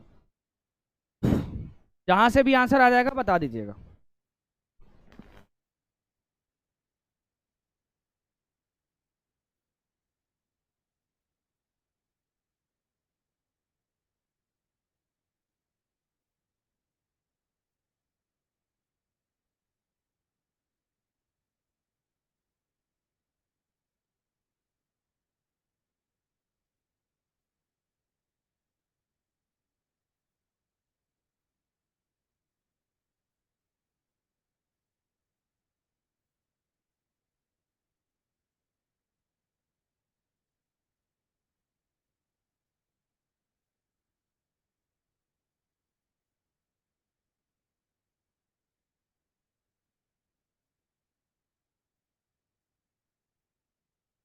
सर गाजीपुर पाठशाला 55 joule.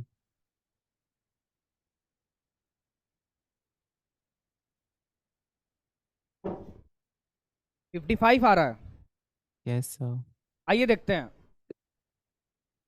Motion in a plane में या फिर डिस्प्लेसमेंट में, मैंने ये जब पढ़ा रहा था मैं तो आपको बताया था कि डिस्प्लेसमेंट वेक्टर निकालते कैसे हैं। यहां डिस्प्लेसमेंट वेक्टर दिया ही नहीं है, आप ए से बी मूव कर रहे हो। देखो तो पहले जो पोजीशन वेक्टर था वो ये था, फाइनल क्या हो गया? ये हो गया। तो डिस्प्लेसमेंट कैसे निकालते हो सिखा चुका हूं भाई, r2 vector minus r1 vector. 55 joule. तो दिस माइनस दिस करो भैया, कितना आ रहा है बताओ मुझे direct. r2 vector minus r1 vector displacement देता है, कितना आएगा? 4i 4i cap plus plus 4k। 3j cap plus 4k cap. यही आएगा ना? Okay, yes sir. Yes sir. और फोर्स दिया हुआ है देखो, 10i cap 10 i cap minus 3j cap plus 6 plus plus 6k 6k cap. Cap. अब सुनो, F dot S work done होता है, क्योंकि यहाँ पे देखो फोर्स जो है कांस्टेंट है। F डॉट एस कर दो, वर्क डन आएगा। F डॉट एस मतलब 10 into 4 40, minus 3 into 3 minus 9, 6 into 4 plus 24। तो भैया 55 ही आएगा। आएगा। यस सर 55 ही 40 और 64 हो गया, 64 माइनस 9 कितना हो गया? 55। बिल्कुल सही, 55। बिल्कुल सही। कोई दिक्कत? No sir. No sir.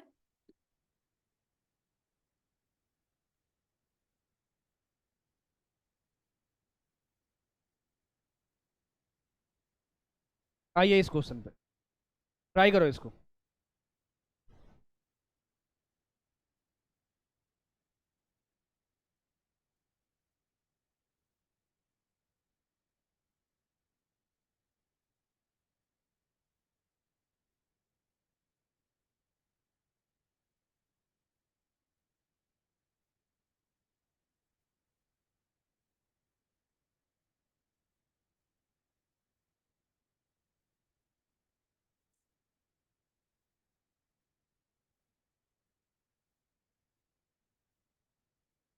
Thousand by sir root 1000 by root Ghazipur Pathshala option B.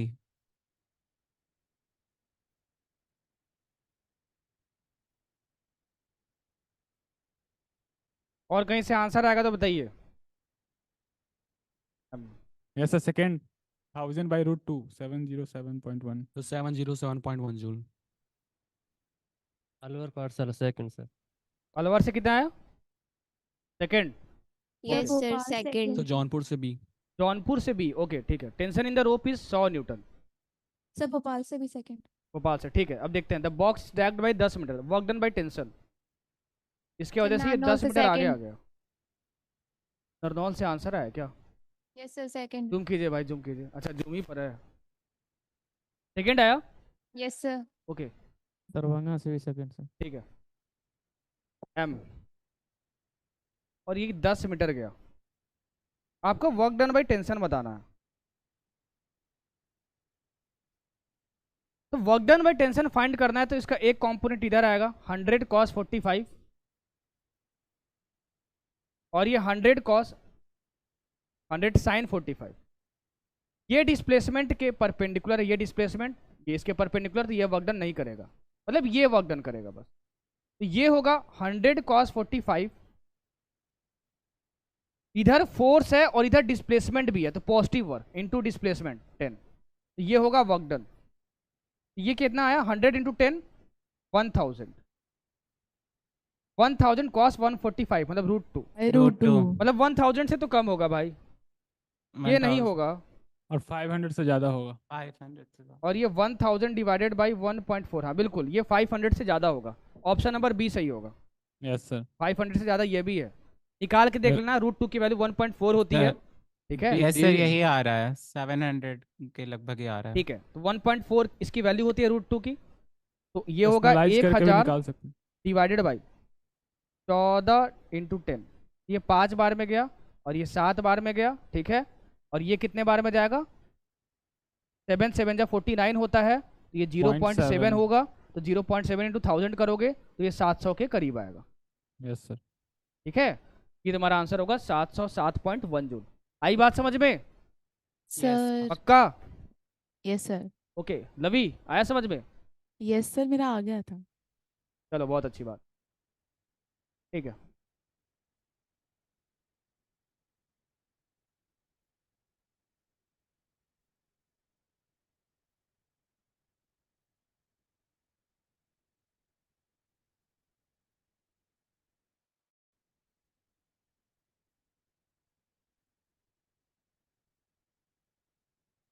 आते हैं इस पे, ये मैं बनाऊंगा, आप देखो। A mass m is lowered with the help of a string by a distance h at a constant acceleration g by 2. The work done by the string is.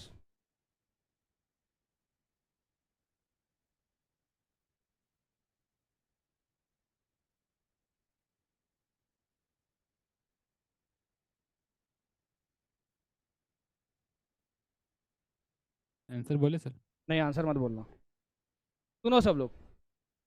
ये कांस्टेंट एक्सेलरेशन g by 2 से lower किया जा रहा है, मतलब ये नीचे आ रहा है। अब ध्यान देना, तुमसे पूछा है वर्क डन बाय स्ट्रिंग क्या होगा, देख लो अच्छे से। स्ट्रिंग कितना वर्क डन कर रहा है, ठीक है बराबर सर, आया समझ में? स्ट्रिंग लगेगा किधर इस पे? स्ट्रिंग मतलब क्या? टेंशन। तो अगर मास नीचे आ रहा है जो भी है, हमेशा स्ट्रिंग में जो टेंशन होता है, टेंशन हमेशा उसको पुल करता है, टी। तो टी ऊपर है, डिस्प्लेसमेंट नीचे है, तो इतना तो समझ में आ रहा है दोनों के बीच में 180 डिग्री एंगल बन रहा है, दोनों एंटी पैरेलल है, तो आंसर तो निगेटिव आने वाला है। तो ये नहीं होगा और ये नहीं होगा। क्योंकि जो वर्क डन आने वाला है वो आने वाला है -t इंटू डिस्प्लेसमेंट, मतलब h। माइनस इसलिए लगाया, दोनों एंटी पैरेलल है, निगेटिव वर्क डन आएगा -f इंटू s। t की वैल्यू मिल जाए तो झम करके मजा आ जाए। देखो भाई, अब मैं लगा रहा हूं f net is equal to a में। ये लगाने के लिए तुम्हें डायरेक्शन बताना पड़ेगा, तो मैं नीचे के डायरेक्शन को निगेटिव मान लेता हूं और ऊपर के डायरेक्शन को मैं पॉजिटिव मान लेता हूं। इस पे नेट फोर्स कितना होगा बताओ? T ऊपर mg नीचे, तो नेट फोर्स कितना? mg minus G t। minus T. T minus mg। अच्छा हाँ हाँ। ये पॉजिटिव है भाई, ये Yes, sir, निगेटिव yes, है, sir. ठीक है। Is equal to mass into acceleration. Acceleration किधर है? mg नीचे, by 2. ये निगेटिव है, mg minus by G 2. By two, minus G by two. Yes sir. यहां से टेंशन की वैल्यू निकालो, कितनी आएगी भाई? 3 mg by 2। mg mg by 2 mg by two. देखो यस सर। सही लिखा मैंने ये, पक्का? तो ये होगा -t, मतलब कि mg और ये h बाई टू, तो -mgh by two. Option number B will be correct. Yes, sir. Clear है? Yes, sir. पक्का? साइन इधर हुआ तो दिक्कत हो जाएगी। आनंद, आपका आंसर क्या आया था सर? डी आया था, राइट? Yes sir. बस हाँ, तो साइन कन्वेंशन में calculation. दिक्कत हो गई होगी। ये होगा आंसर। कोई दुख है, कोई दर्द है तो बताइए। No sir. पेट वोट नहीं दर्द दे रहा है ना? No sir. तो ठीक। हाँ जी, जौनपुर में आया समझ में? Jaunpur. Yes sir, yes sir.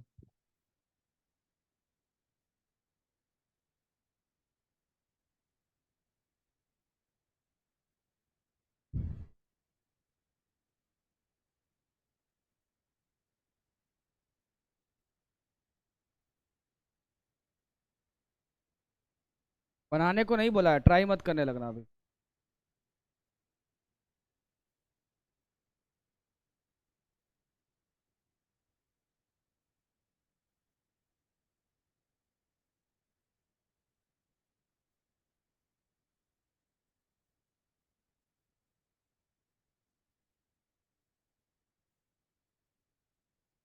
इसको बनाओ,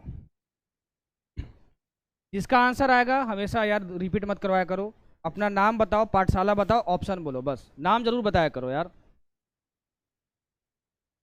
ऑप्शन चेंज नहीं होगा। Sir, Jaunpur B. पढ़िए। Alwar Pathshala B. Avni. Sir Muzaffarpur Anand. Sir Ghazipur Pathshala Rudra B. हाँ। B. सर मुजफ्फरपुर आनंद 0, मतलब बी। बी से Bombay, right? Yes sir. B for Pathshala B sir. Bihar. और कहाँ से आया? मुजफ्फरपुर 0। अलवर बी। गाजीपुर। वो गाजीपुर। और दरभंगा से, बलिया से, धनबाद से? भोपाल से 0। भोपाल से 0, ओके। पूर्णिया से भी 0। पूर्णिया से 0, राइट? दरभंगा से भी 0। ओके, दरभंगा से भी 0, ठीक है। A block of mass m is suspended by a light thread from a lift. Lift से, ठीक है। The lift is moving upward from the frame of the lift. Lift frame से देखना है, मतलब लिफ्ट में बैठ जाओ। क्या बोल रहा है? Work done by tension on the block in t second.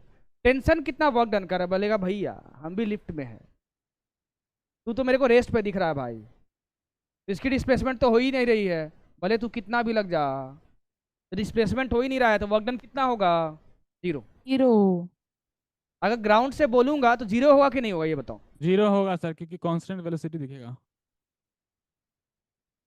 अरे भाई, मतलब मैं ग्राउंड से बोलूंगा तो ग्राउंड से भी 0 होगा? कौन एग्री कर रहा है इसको, बताओ। नो सर नहीं। और सर एक्सीलरेशन से sir. हमको क्या मतलब है? हमको डिस्प्लेसमेंट से मतलब है। वही तो। अगर ब्लॉक यहाँ पे है और ये ऊपर जा रहा है तो इसको, इसकी डिस्प्लेसमेंट दिखेगी, yes sir. Yes. VT displacement हो जाएगा। समझे? तो डिस्प्लेसमेंट तो दिखेगी ना, फोर्स भी दिखेगा और डिस्प्लेसमेंट भी दिखेगा, तो वर्क डन आएगा, 0 नहीं होगा। आई बात समझ में? ठीक है, ठीक है, ठीक है सर। आ जाओ, आराम से टाइम लो, आराम से बनाओ। उम्मीद कर रहा हूं कि सही आंसर दोगे।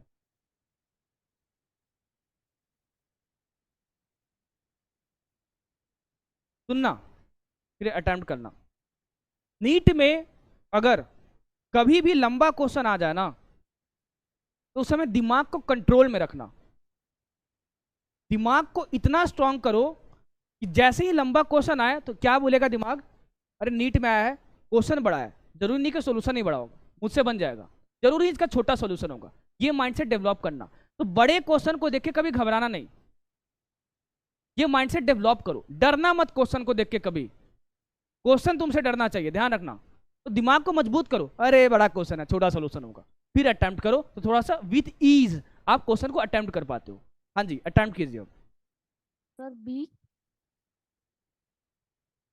कहाँ से आया आंसर? अलवर पाठशाला। कौन बोल रहा है भाई? अवनी शर्मा। तो सर ऊपर करके बोला कीजिए। बी आप बोल रहे हो, राइट? ऊपर देखते ही हैं। है। ओके, देखता हूँ। अवनी शर्मा को मेरा यूट्यूब चैनल मिल गया, क्यों? Yes sir. Sir Ghazipur Pathshala Rudra ए आ रहा है। अच्छा, ए आ रहा है। ये होगा सर, भागलपुर। भागलपुर, मेरा शाहिद कपूर। Yes sir. अच्छा ओके, सुनने में आ रहा है कि बहुत शायरी और सुनते हो भाई। सर ए है। सर ए आ रहा है आगरा से। सर अलवर आगरा से कितना आ रहा है? Option A. आगरा से ए आ रहा है। आपका नाम क्या है? अलवर से भी ए आ रहा है। अलवर से ए। सर अलवर से भी ए। ओके ओके, आगरा से जिन्होंने नाम क्या है आपका? आगरा से अहद अहद अहद नाम है ना? ओके, आपको Yes. क्या आंसर आया? ए। ई आया। From Okay. Ballia A. Dhanbad से भी A. Yes, okay sir, okay option A. Okay, Ahad का ए आया, बाकी सबका भी है, बहुत ए आ रहा है भाई। नहीं ए ही आएगा कानपुर सर, से मेरा ए। भी ए है। अच्छा देखते हैं। मैंने गलत पढ़ लिया था। तो आप -1 में हो क्या? एनटीओ को जाके बोलो गलत पढ़ लिए तो सही कर दीजिए ना, ऐसा थोड़ी होता है। उमार आपको तो वापस थोड़ी मिल जाएगा, आपने उमार फिल कर दिया, आंसर नहीं बदलना है क्या? हाँ जी, अब देखो सर बलिया पाठशाला ए। बलिया पाठशाला, ये देखते हैं भाई। हाँ, सबको यही बोल रहा है। Over a horizontal plank a small block of mass m is lying at rest. एक प्लैंक है, उसके ऊपर m मास रखा हुआ है, वो रेस्ट पे, ठीक है।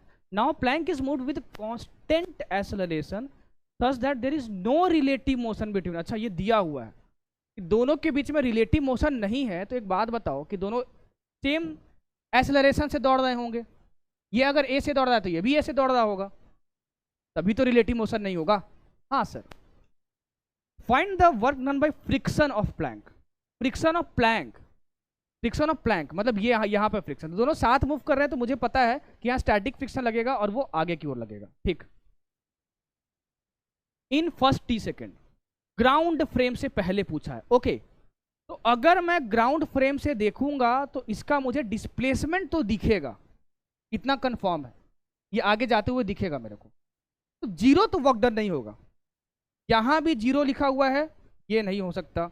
यहां भी जीरो लिखा हुआ है पहले, नहीं हो सकता। ओके, अच्छा समझ गया। आप लोगों ने सॉल्व नहीं किया, डायरेक्ट बना दिया, वाह बहुत खूबसूरत। ऑप्शन से ही एलिमिनेट हो जा रहा है सब कुछ। दूसरा बोल रहा है कि प्लैंक फ्रेम, यहाँ फ्रेम होगा। अगर आप प्लैंक पे बैठ जाओगे ना, ये आपको कहाँ दिखेगा? रेस्ट पे दिखेगा, क्योंकि अगर इसका ए एसलेशन है, इसका ए, और आप उसी पे बैठे हो तो आपका भी एसलेशन ए, तो सभी ए से भाग रहे हैं, तो ये रेस्ट पे दिखेगा। तो फ्रिक्शन कितना वर्क डन करेगा? जीरो करेगा, क्योंकि इसका डिस्प्लेसमेंट जीरो दिखेगा। तो भैया दूसरा वाला जीरो होना चाहिए। बहुत खूबसूरत, बिना सॉल्व किए तुम लोग बनाए हो, जहां तक मैं एज्यूम कर पा रहा हूँ, राइट? अहद, यस अहद, अहद, आगरा पाठशाला। Yes sir. ओके, बहुत खूबसूरत, बहुत अच्छा भाई, बहुत तेज हो तुम लोग यार, सही बता रहा हूँ। तेज थे नहीं, तेज बना दिया आप। मैं बस इतना देखना चाहता हूँ ना कि कौन सा बच्चा फरवरी में फिजिक्स पढ़ रहा है, क्योंकि भाई एज अ टीचर मुझे तो समझ ही आ जाता है यार कि किसका सिलेक्शन हो रहा है, किसका नहीं हो रहा है। लेकिन हम लोग को बोलना नहीं होता ना, वो तो समझ ही आ जाता है कि किसका सिलेक्शन होगा, किसका नहीं होगा। फरवरी में देखते हैं भाई कि क्या होता है गेम। इसका वैल्यू कैसे आएगा? अच्छा, वैल्यू मैं निकाल के बताता हूँ, सुनो। Half m a square t square और कॉमा 0, मतलब ये हमारा होना चाहिए। सुनो एक बात बताओ, अगर ये a एसलेशन से जा रहा है और a से जा रहा है, ठीक है सर, तो दोनों के बीच में कोई ना कोई रिलेटिव मोशन नहीं है यहाँ पे, तो यहाँ पे लगेगा fs। इसी के द्वारा तुम्हें बताना है कि कितना कितना वर्क डन होगा। अच्छा, अगर आप ग्राउंड फ्रेम से देखोगे तो एफएस भी इधर और डिस्प्लेसमेंट भी इधर, ये वाला ब्लॉक इसको इधर आते हुए तो दिखाई देगा नहीं, आगे जा रहा है तो आगे ही दिखाई देगा। तो फोर्स और डिस्प्लेसमेंट दोनों सेम डायरेक्शन में है दोस्त, तो वर्क डन तो पॉजिटिव होगा सबसे पहली चीज। तो एफ इंटू एस लिख दोगे, एफ एस इंटू एस। ध्यान रखना work done F into S नहीं होता जब तक आप एंगल नहीं बताओगे। मैंने एंगल यहां बता दिया, एफ भी इधर एस भी इधर, ठीक है। ओके सर, मजा आया। अब सुनो, सबसे पहले डिस्प्लेसमेंट फाइंड करते हैं। ये बोलेगा पता है भाई दोनों में रिलेटिव मोशन नहीं हो रहा है, मतलब इसका ए एक्सेलरेशन है तो इसका भी ए रहा होगा, ठीक है सर। तो अब ये इसको बोलेगा कि अच्छा ये तो पहले रेस्ट पे था तो यू 0, अब इसकी एक्सेलरेशन ए हो गई, तो डिस्प्लेसमेंट टी सेकंड में कितना किया ये, तो बोलोगे S is equal to U T plus half A T square, U 2 में यू 0, तो half into A into T square. ये आ गया गजब sir, half into A T square. तो एफ एस निकल जाएगा तो मजा आ जाएगा झम्मा झम करके। मुझे नहीं पता कि यहां पे कितना फ्रिक्शन लग रहा है एफएस का, लेकिन मुझे ये जरूर पता है कि अगर इस ब्लॉक के लिए, इस ब्लॉक के लिए, इस ब्लॉक के लिए, इस ब्लॉक के लिए अगर मैं न्यूटन्स का सेकेंड लॉ लगाऊंगा तो मैं बोलूंगा प्यार, मोहब्बत और प्रेम से इस पे बस इस डायरेक्शन में एफएस फोर्स लग रहा है। Net force is equal to mass into acceleration a, यहां रख दूंगा ए में, तो ए इंटू ए 0 हो जाएगा। नो सर, तो शायद ए स्क्वायर, तो शायद जो आंसर होगा वो ए होगा। Option first. आई बात समझ में? Yes, देख sir. रहे हो कितने तेज हो, ए इंटू ए 0 भी आंसर आता है भाई। Yes. अभी हंस रहे हो लेकिन सही बता रहा हूँ, मजाक नहीं। कुछ बच्चे क्लास में होते ऐसे हैं ना मुंडी हिलाने के लिए, दिमाग का नो यूज। तो मेरा मोटिव ये होता है, खासकर मेरा मोटिव, बाकी नहीं जानता हूँ। मैं पढ़ा रहा हूं तो सबका दिमाग खुला होना चाहिए। मैं जो दिखता हूं ना एज अ पर्सन यहाँ पे स्ट्रिक्ट हूं, बाहर आओगे तो मैं हंसते हंसते लौट जाओगे, सही बता रहा हूं। सीरियस बात करने मुझे आती ही नहीं है, लेकिन हाँ जब सपने टूटते हैं ना तो दर्द बहुत बड़ा होता है। तो उन सपनों का महत्व मुझे पता है। मैं नहीं चाहता कि मैं जिनको पढ़ा रहा हूं उनका सिलेक्शन ना हो, क्योंकि मुझे तकलीफ होगी। मुझे बहुत खराब लगता है जब नीट का रिजल्ट निकल जाता है और मेरा कोई बच्चा बोल दे सर मेरा नहीं हो पाया। मतलब उस इंसान की, जो स्टूडेंट होगा जो ये मैसेज कर रहा हो, उसकी मनोस्थिति समझो कि कितने दर्द से मैसेज करता है वो। और मैं एज ए पर्सन ऐसा ही हूं, मेरा दिल दुखता है बहुत, इसीलिए मुझे यहाँ पे सीरियस होना पड़ता है। क्योंकि सीरियस नहीं रहूंगा तो मुझे पता है कि कुछ बच्चे का देखो सिलेक्शन होना ही होता है। कुछ बच्चे जो हैं वो घर पे भी बैठेंगे तो उनकी पढ़ाई होगी, सिलेक्शन होगा, मुझे पता है ये चीज। लेकिन फिर भी वो आते हैं यहाँ पे बैठे। मैंने तुमको बताया कि जो टॉप 30 में है ना उसमें 99% बच्चे फिजिक्स के क्लास में बैठे रहते हैं, तो मुझे पता है उनका सिलेक्शन होगा। लेकिन मेरा मोटिव बस इतना नहीं है, मेरा मोटिव है कि जिनका नहीं होना है उनका सिलेक्शन करवाना है। इसलिए मुझे सीरियस रहना पड़ता है, क्योंकि वो बच्चे तो पढ़ेंगे ही जो पढ़ने वाले हैं, जो नहीं पढ़ेंगे उनको सीरियस करवाना पड़ता है। और वही कुछ बच्चे दिल पे ले लेते हैं कि सर डांट दिया। अरे डांटा नहीं, सोचो कोई डांट रहा है भाई। जरा एक छोटी सी चीज बता रहा हूं, ध्यान से सुनना, अगर समझदार हो तो। बहुत बेहतरीन चीज बता रहा हूं तुम्हें। एक बात बताओ, सुनना, फास्ट ट्रैक बैच है, मैं एकदम फास्ट सिलेबस भगा देता, मुझे आता है भगाने भाई। मैंने 6-6 घंटे भी मैराथन मारी है, मैंने 3-3 घंटे की भी मैराथन मारी है, और मैंने वर्क एनर्जी पावर 1.5 घंटे में भी पढ़ाई है पूरी, मैं भगा देता। लेकिन सुनना, समझदार इंसान कैसे सोचता है ये तुम्हें सोचना है। सर मान लेते हैं वर्क एनर्जी पावर पढ़ा दिए 3 लेक्चर में, वो भी बस क्वेश्चन करवा के, क्या मेरे पैसे कटेंगे? नहीं, 1 रुपया नहीं कटेगा। मेरी जितनी सैलरी आनी है आएगी।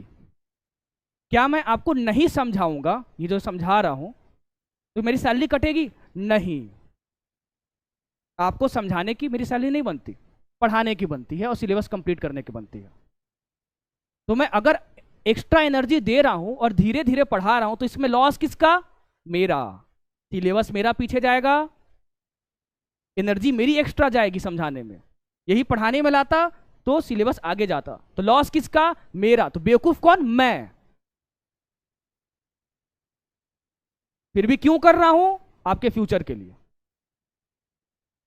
क्योंकि मुझे पता है सिर्फ पढ़ने से और पढ़ाने से रिजल्ट नहीं आता।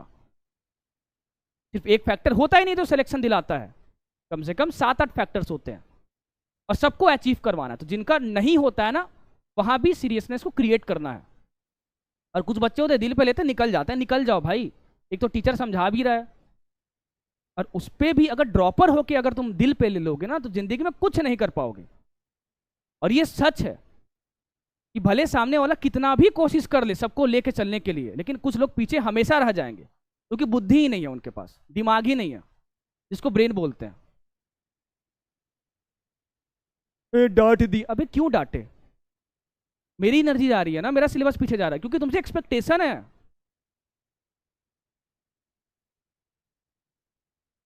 लवी के तो 120 मार्क्स आए,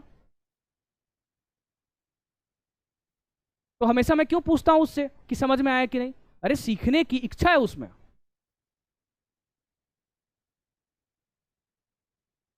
सारे सेंटर से मैं क्यों पूछता हूं आंसर?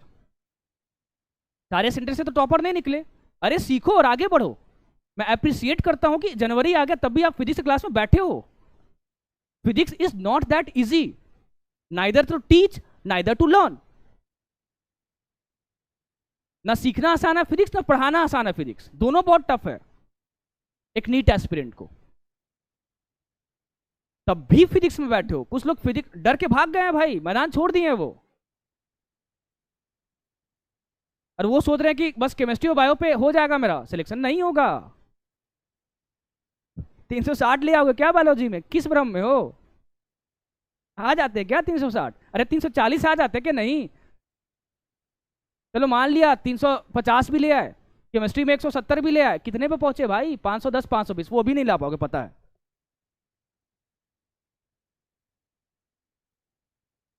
तो आपकी सिर्फ फिजिक्स खराब नहीं चल रही, आपकी केमिस्ट्री भी खराब चल रही है, आपकी बायो भी खराब चल रही है। जिस बच्चे का 520 आता है ना, उसका फिजिक्स में 0 या 10 नंबर नहीं आता, उसमें भी 70-80 नंबर आते हैं, तब 520 आता है। तो इसलिए सीरियस मुझे होना पड़ता है, क्योंकि दर्द मुझे भी होता है भाई। मैं बता देता हूँ ऑफ स्क्रीन में कैसा पर्सन हूँ। जिस बच्चे का मैसेज आता है जिसका सिलेक्शन नहीं हुआ, मैं उनको डायरी में लिख के रखता हूँ। जिनका हो गया मैं याद नहीं रखता हूँ, क्योंकि लिस्ट बहुत लंबी है। 4-5 साल से पढ़ा रहा हूँ, कम से कम 1000 से भी ज़्यादा ऐसे मैसेज आ चुके हैं मेरे पास जिनका सिलेक्शन हो चुका है। खासकर मैं बता देता हूँ बिहार और एमपी में, बिहार एमपी और यूपी में किसी भी स्टेट मेडिकल कॉलेज में चल जाऊँ ना, मैं किसी भी स्टेट मेडिकल कॉलेज में मेरा बच्चा मिल जाएगा। ये नहीं बोल रहा हूँ सब होंगे वहाँ पे, कोई ना कोई एक बच्चा मिल जाएगा। बहुत सारे सिलेक्शन दिए हैं। एमएएमसी में मिल जाएगी, नाम बता देता हूँ, लता धीमन, 3rd ईयर स्टूडेंट है एमबीबीएस, मेरी स्टूडेंट है वो, लता धीमन नाम है उसका, एमएएमसी में।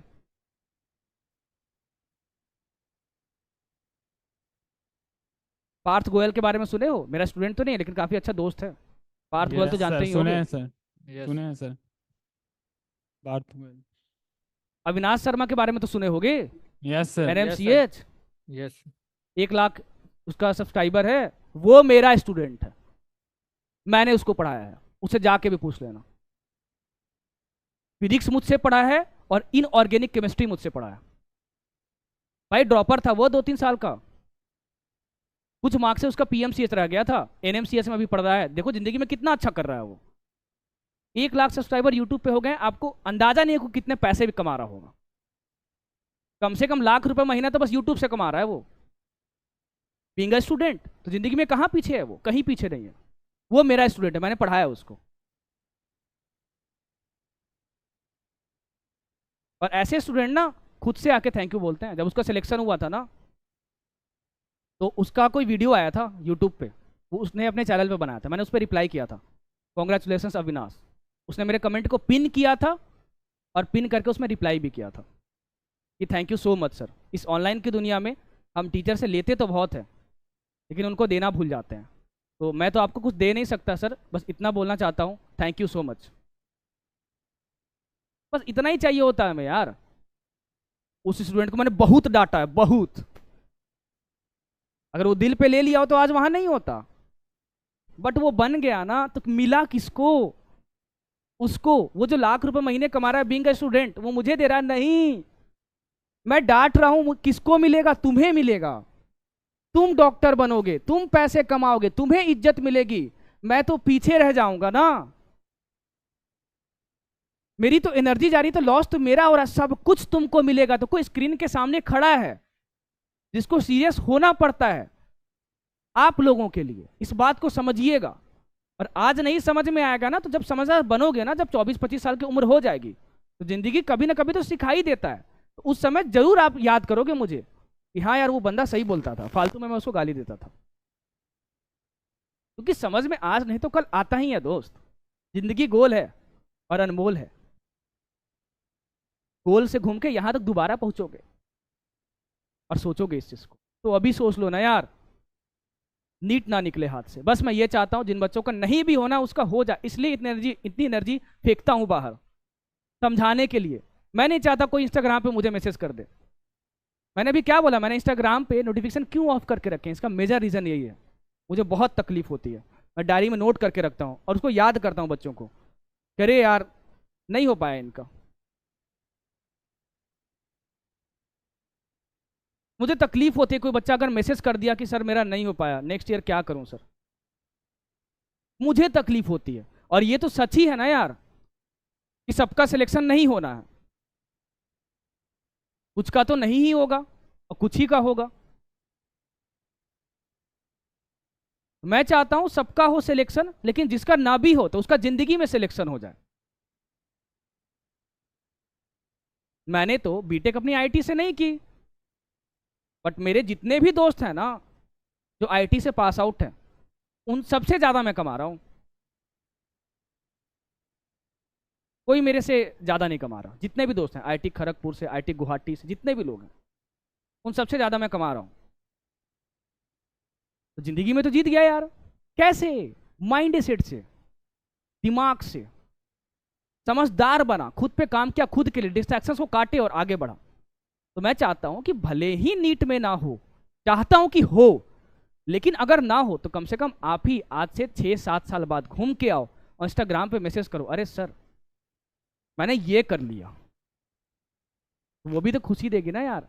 कल को मैसेज करो मैं आईएएस बन गया, कल को बोलो कि मैंने एक स्टार्टअप कर लिया सर, अब डॉक्टर्स मेरे अंडर काम कर रहे हैं। अरे सर मैंने बीफार्मा ही किया था, लेकिन इंडिया में टॉप 10 जितने भी जो भी बोलते हैं बीफार्मा करके बनते हैं, उसमें मेरा नाम आता है। अरे सर मैं डेंटिस्ट ही बन पाई, बट इंडिया के टॉप 100 डेंटिस्ट में मेरा नाम आता है, वो भी तो उपलब्धि है। तो मैं चाहता हूं एटलीस्ट जिंदगी में जीत जाओ, कहीं हारो नहीं। मतलब मेरा बच्चा कहीं हारे नहीं, बस इसलिए इतना समझाता हूं। एसेंस को समझा करो, सिर्फ आपके लिए हर चीजें हो रही हैं। लॉस किसका होगा? सिर्फ मेरा। याद याद याद रखना, नीट के एग्जाम के बाद सिलेक्शन होगा, आपकी जिंदगी अलग और मेरी जिंदगी अलग। मैं इसी स्टेज पे रह जाऊंगा, एक नया बैच आ जाएगा, आप जिंदगी में आगे बढ़ जाओगे एक मेडिकल कॉलेज में, सब कुछ आपको मिलेगा। बट एक टीचर है सामने, स्क्रीन के सामने, जो आपके सक्सेस के लिए वेट कर रहा है। तो कम से कम उसके वैल्यू के लिए, अपने माँ बाप के सपने के लिए मेहनत कर लेना, नहीं तो कम से कम समझदार बन जाना। जीत जाओगे कभी ना कभी, बहुत अच्छा कर जाओगे। चलिए पढ़ते हैं आगे, और आगे पढ़ते हैं, आगे पढ़ते हैं, आगे पढ़ते हैं, आगे पढ़ते हैं वर्क एनर्जी थ्योरम। बट उससे पहले मैं एक क्वेश्चन करवाना चाहता हूं आपको। ये इस क्वेश्चन को पढ़ लीजिए आराम से, सॉल्व मैं करूंगा।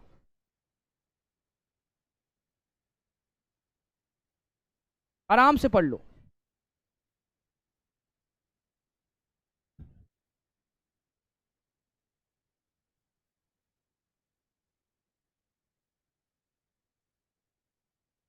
हाँ जी पढ़ लिया। देखो सॉल्व मैं करूंगा, बहुत सुंदर क्वेश्चन है ये, बहुत कुछ सीखोगे। मान लो ये एक सर्किल है और सर्किल में एक पार्टिकल घूम रहा है जिसकी काइनेटिक एनर्जी वैरी कर रही है। जो पार्टिकल का मास है ना वो नहीं दिया, चलो कोई बात नहीं, मास मान लेता हूं मैं m।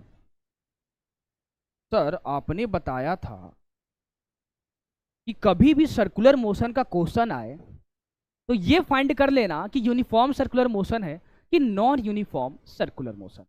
फाइंड करते हैं। इसकी काइनेटिक एनर्जी क्या होगी, हाफ mv² होगी,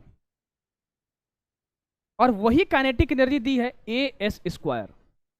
a कांस्टेंट है, ध्यान रखिएगा। s दिया हुआ है क्या है, हाँ डिस्टेंस। ओके, तो मैं अगर आपसे यहां पे बोल लूं कि भाई मेरे कि जो v² की वैल्यू होगी वो कितनी होगी जरा बताओ, 2as² m।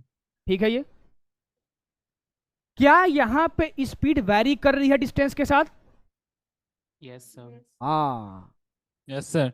मतलब ये कैसा मोशन है, non uniform non circular. Uniform. तो सबसे पहला क्वेश्चन यहां से ये बन सकता है कि बताइए कि कौन से टाइप का सर्कुलर मोशन ये हो रहा है, नॉन यूनिफॉर्म। या फिर दूसरा क्वेश्चन बन सकता है कि बताइए velocity as a function of distance कितना आएगा, तो ऐसे निकाल सकते हो। तो दो क्वेश्चन तो यहां से बन सकते हैं। ओके, अगर ये नॉन यूनिफॉर्म है तो सर जी अंदर की ओर जो भी नेट फोर्स होगा, जो भी होगा, उसकी न्यूमेरिकल वैल्यू तो mv²/r के इक्वल होगी, अगर यहां पे स्पीड v है तो। रेडियस r है, बिल्कुल रेडियस r है। लेकिन sir non uniform circular motion है तो इसकी जो एक्सेलरेशन होगी वो इधर भी होगी at। अगर मैं उसको इस मास से मल्टीप्लाई कर दूं तो इस डायरेक्शन में आपको नेट फोर्स मिल जाएगा। इसका मतलब हुआ कि एक ये फोर्स इस पे लग रहा है और एक ये लग रहा है, mv²/r नहीं लग रहा है इस पे। सुनना, जो भी ये प्रोवाइड कर रहा है उसके न्यूमेरिकल वैल्यू ये होगी mv²/r।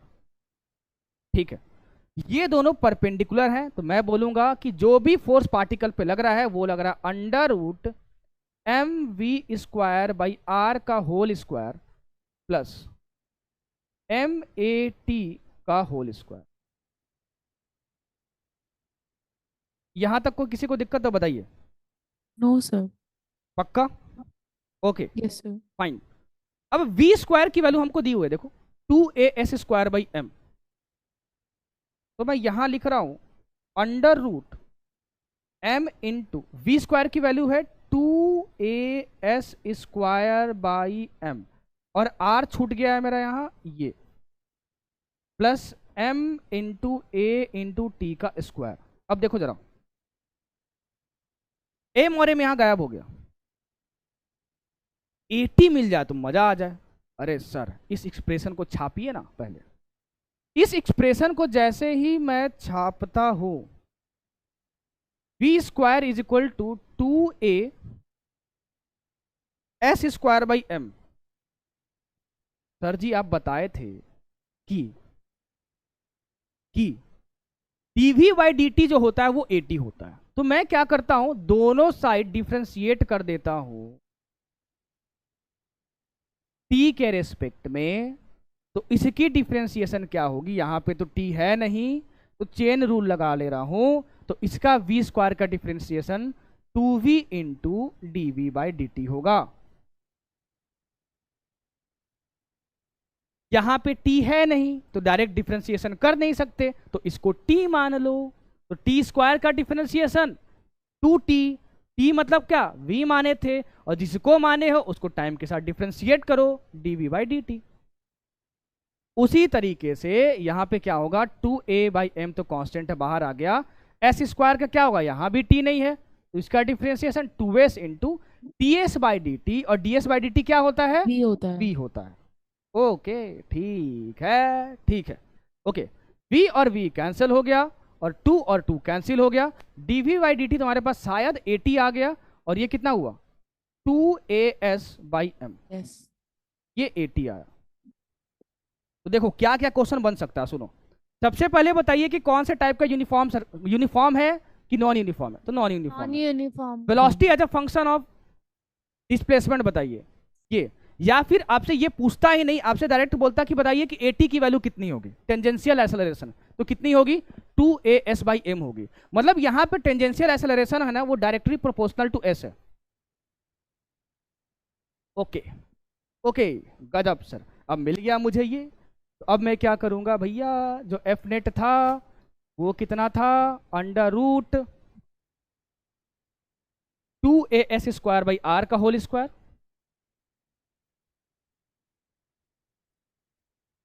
Plus m into AT का होल स्क्वायर। तो m इंटू AT कहाँ है भाई, 2AS/m का whole square, whole square. m और m कैंसिल।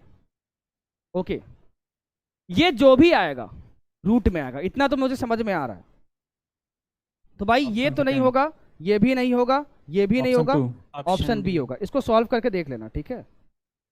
2AS कॉमन निकालना और सॉल्व करके इसको देख लेना, ठीक है।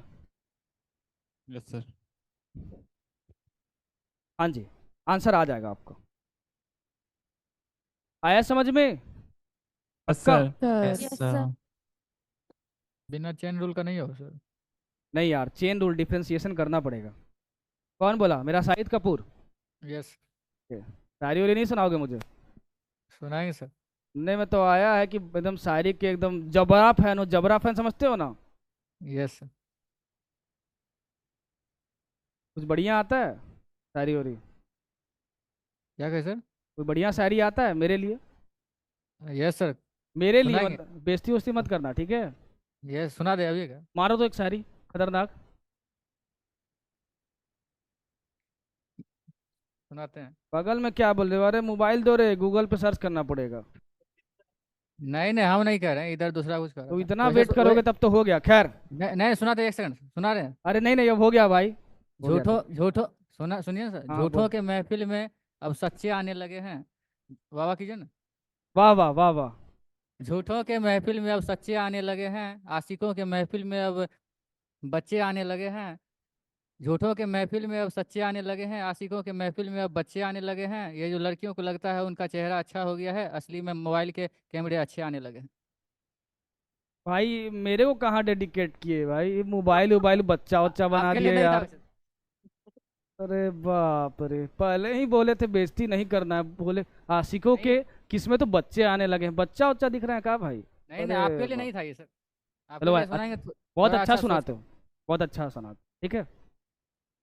मैं शायर तो नहीं मगर ए हंसी, तुझको देखा तो शायरी आ गई। क्यों भाई? आपके लिए याद आ गया सर। हार तब होती है जब मान लिया जाता है। हार तब होती है जब मान लिया जाता है। जीत तब होती है जब ठान लिया जाता है। एक झलक देखकर जिस शख्स की चाहत हो जाए, इसे शख्स लब सर को पर्दे में भी पहचान लिया जाता है। आठ गजब, वाह वाह वाह वाह, खतरनाक भाई। तुम नीट टूट दो भाई, तुमको उतार देंगे स्टेज पे ही, सही बता रहा हूँ। ये सर सोचे हुए हैं। सही बता रहा हूँ, मैं बता रहा हूँ। नीट टूट निकालो, तुम्हारा मस्त 2-3 शायरी में अपलोड भी करवा दूंगा, ठीक है। Yes sir yes. बहुत अच्छा, बहुत तरक्की करो यार, मेरी ब्लेसिंग्स आपके साथ है, ठीक है। ये समझ में आ गया होगा आपको, राइट? सर ओके, देख लेता हूँ कोई क्वेश्चन बचा है कि नहीं। ये तो वर्क एनर्जी थ्योरम का क्वेश्चन है, ये वर्क एनर्जी थ्योरम का क्वेश्चन है, ये भी वर्क एनर्जी थ्योरम का क्वेश्चन है, ये भी वर्क एनर्जी थ्योरम का क्वेश्चन है, ये भी वर्क एनर्जी थ्योरम का क्वेश्चन है। ओके ठीक है, ओके ओके ओके ठीक है। आ जाओ एक लास्ट टॉपिक पढ़ते हैं। वर्क एनर्जी थ्योरम तो मैं कल ही पढ़ाऊंगा अब, लेकिन एक लास्ट टॉपिक पढ़ के छोड़ दूंगा। 5 मिनट ध्यान से सुनना। वर्क डन बाय ग्रेविटी,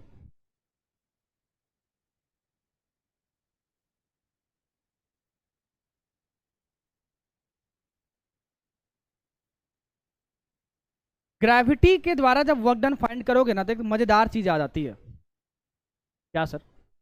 मान लो कि तुमने एक बॉल को फेंका ऊपर,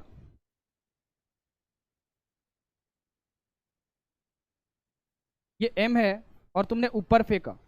जैसे तुमने ऊपर फेंका तो कोई तुमने वेलोसिटी दी होगी, और ये जो है वो यहां पर आ गया होगा किसी हाइट पे, ये हुआ h, ठीक है सर। अगर मैं सर आपसे लैग हो बोल गया, सर लैग हो गया। अभी नो सर, नहीं लैग अब सही हो गया सर। सही है ठीक, सर, अब ठीक सही है, है, सही हो सही गया। है। ओके ओके ठीक है। तो इस बॉल को तुमने ऊपर फेंका है, ये एच हाइट तक ऊपर गया। ध्यान देना कि यहाँ पे ये वर्टिकल डिस्प्लेसमेंट है, ऊपर जा रहा है, वर्टिकल डिस्प्लेसमेंट। ठीक है सर। अगर ये वर्टिकल डिस्प्लेसमेंट है तो mg लग रहा होगा इधर और डिस्प्लेसमेंट हो रहा है ऊपर। दोनों के बीच का जो एंगल है वो 180 डिग्री है। तो वर्क डन यहां पे कैसा होगा? निगेटिव। नेगेटिव। तो वो होता है माइनस एफ इंटू एस। तो मैं यहां पर बोलूंगा माइनस फोर्स कितना लग रहा है? mg into H. ये वर्क डन बाई mg आया। कौन वर्क डन कर रहा है वो क्वेश्चन में Gravity। मेंशन होना चाहिए, ध्यान रखिएगा। तो किसके द्वारा वर्क डन फाइंड करना है इसका जरूर ध्यान रखिएगा, इसलिए क्वेश्चन को अच्छे से पढ़ लेना। ओके ठीक है। तो अगर मैं यहां से बोलूं कि जो वर्क डन बाय ग्रेविटी है वो हमेशा निगेटिव होगा, ये ट्रू है? Yes sir. नहीं, ट्रू नहीं है। अगर मान लो ये ऊपर आ गया और जब नीचे आ रहा है तो नीचे भी mg लगेगा और डिस्प्लेसमेंट भी नीचे ही होगा, तो वर्क डन क्या होगा? पॉजिटिव। पॉजिटिव होगा। अगर मैं बोलूं मतलब वर्क डन इसके द्वारा पॉजिटिव भी हो सकता है, निगेटिव भी हो सकता है, जीरो हो सकता है क्या? हाँ हो सकता है जीरो। अरे भैया मान लो यहाँ पे एक ब्लॉक रखा हुआ है m और ये इधर मूव कर रहा है तो mg तो इस पे लगेगा ही, लेकिन डिस्प्लेसमेंट इधर, तो इसके द्वारा वर्क डन किधर? किधर भी नहीं, जीरो होगा, रुक जा रहा, क्योंकि डिस्प्लेसमेंट इधर है। क्लास ही रुक जा रहा।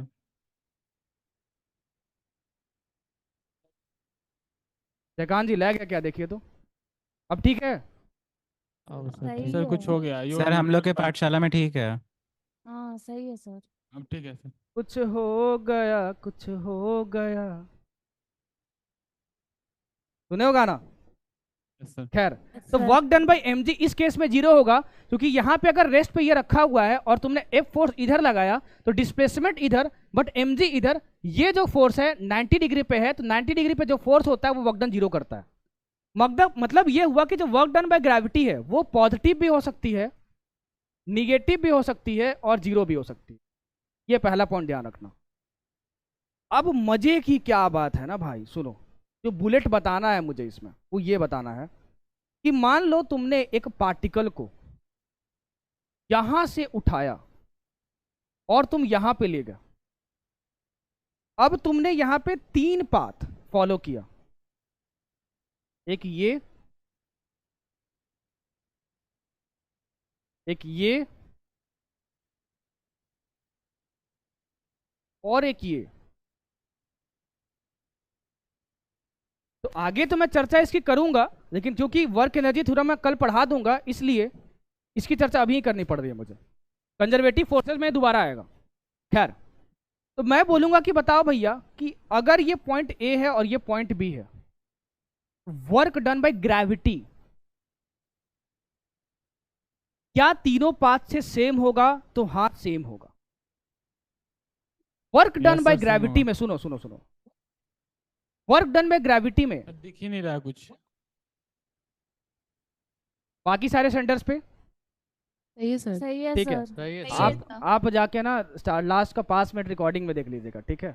अब इसको कंप्लीट करने दो यस यार। सर, वही ठीक। सोच रहे हैं। Okay okay. तो सुनो, वर्क डन बाय ग्रेविटी कभी भी लिखना ना तो हमेशा सबसे पहले क्या करना, mg में और डिस्प्लेसमेंट में डायरेक्शन देख लेना, और डिस्प्लेसमेंट हमेशा उसी डायरेक्शन में देखना जो वर्टिकल डिस्प्लेसमेंट हो। वर्टिकल मतलब क्या? सीधा। तो आप क्या बोल रहे हो सर, थोड़ा लिख के बताओ। मैं बोलूंगा कि वर्क डन बाय mg में पहले लिखोगे तो mg और डिस्प्लेसमेंट में डायरेक्शन देख लेना। तो mg तो हमेशा नीचे लगेगा, यहाँ पर हमेशा ये वर्टिकली डाउनवर्ड लगता है। फिर वर्टिकल डिस्प्लेसमेंट का डायरेक्शन देखना। वर्टिकल डिस्प्लेसमेंट देखो ये है, ये यहां पर आ गया, मतलब कि वर्टिकली वो यहां पर आ गया। तो अगर ये h है तो ये भी h होगा। तो तुमको इसमें और वर्टिकल डिस्प्लेसमेंट में तुम्हें क्या देखना है? डायरेक्शन देखना है। तो तुम क्या करोगे, ये mg नीचे है, ये ऊपर है डिस्प्लेसमेंट, तो पहले प्लस और माइनस डिसाइड करोगे, तो यहाँ माइनस लिख दो, क्योंकि mg नीचे डिस्प्लेसमेंट ऊपर, 180 डिग्री एंगल माइनस लिख दिए। फिर क्या लिखना, मुंह उठा के mg लिख देना। उसके बाद जो भी वर्टिकल डिस्प्लेसमेंट है बस वो लिखना। यहां जो भी लिखोगे ना वो इसके लेंथ को नहीं लिखोगे, mg के केस में, बस सिर्फ mg के केस में, सिर्फ mg के केस में ये जो h लिखोगे ना वो वर्टिकल डिस्प्लेसमेंट लिखना।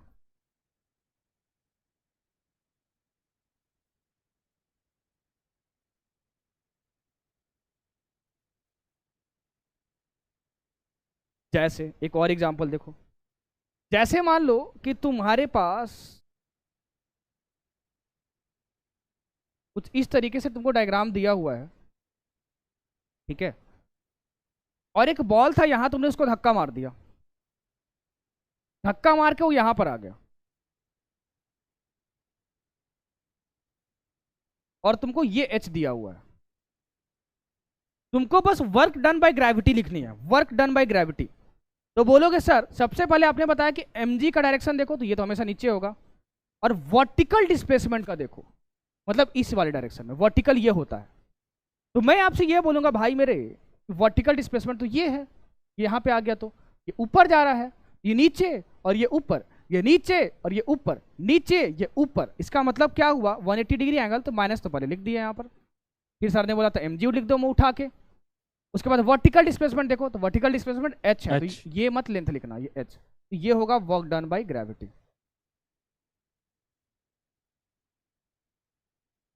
ओके सर, क्लियर है? Yes sir. हाँ जी सर मतलब जीरो, नेगेटिव और पॉजिटिव जो बताए थे सर अभी थोड़ा देर पहले ग्रेविटी का, और भी किसी फोर्स के कारण ऐसा हो सकता है क्या, जीरो, नेगेटिव, पॉजिटिव तीनों, कोई हाँ भी ऐसा? बिल्कुल, मतलब सारे फोर्स ये दिखा सकते हैं ऐसा? हाँ बिल्कुल कर सकते हैं। ओके, आपके फ्रेम पे डिपेंड करता है, बस फ्रिक्शन भी वो काम कर सकता है। मतलब कोई ऐसा फोर्स नहीं है ना जिसके कारण सिर्फ पॉजिटिव होता हो या नेगेटिव होता हो, ऐसा? नहीं नहीं ऐसा नहीं है। ओके सर, ठीक है, आपके फ्रेम पे डिपेंड करता है, आप फ्रेम चेंज कर दोगे सब पॉजिटिव नेगेटिव जीरो हो जाएगा।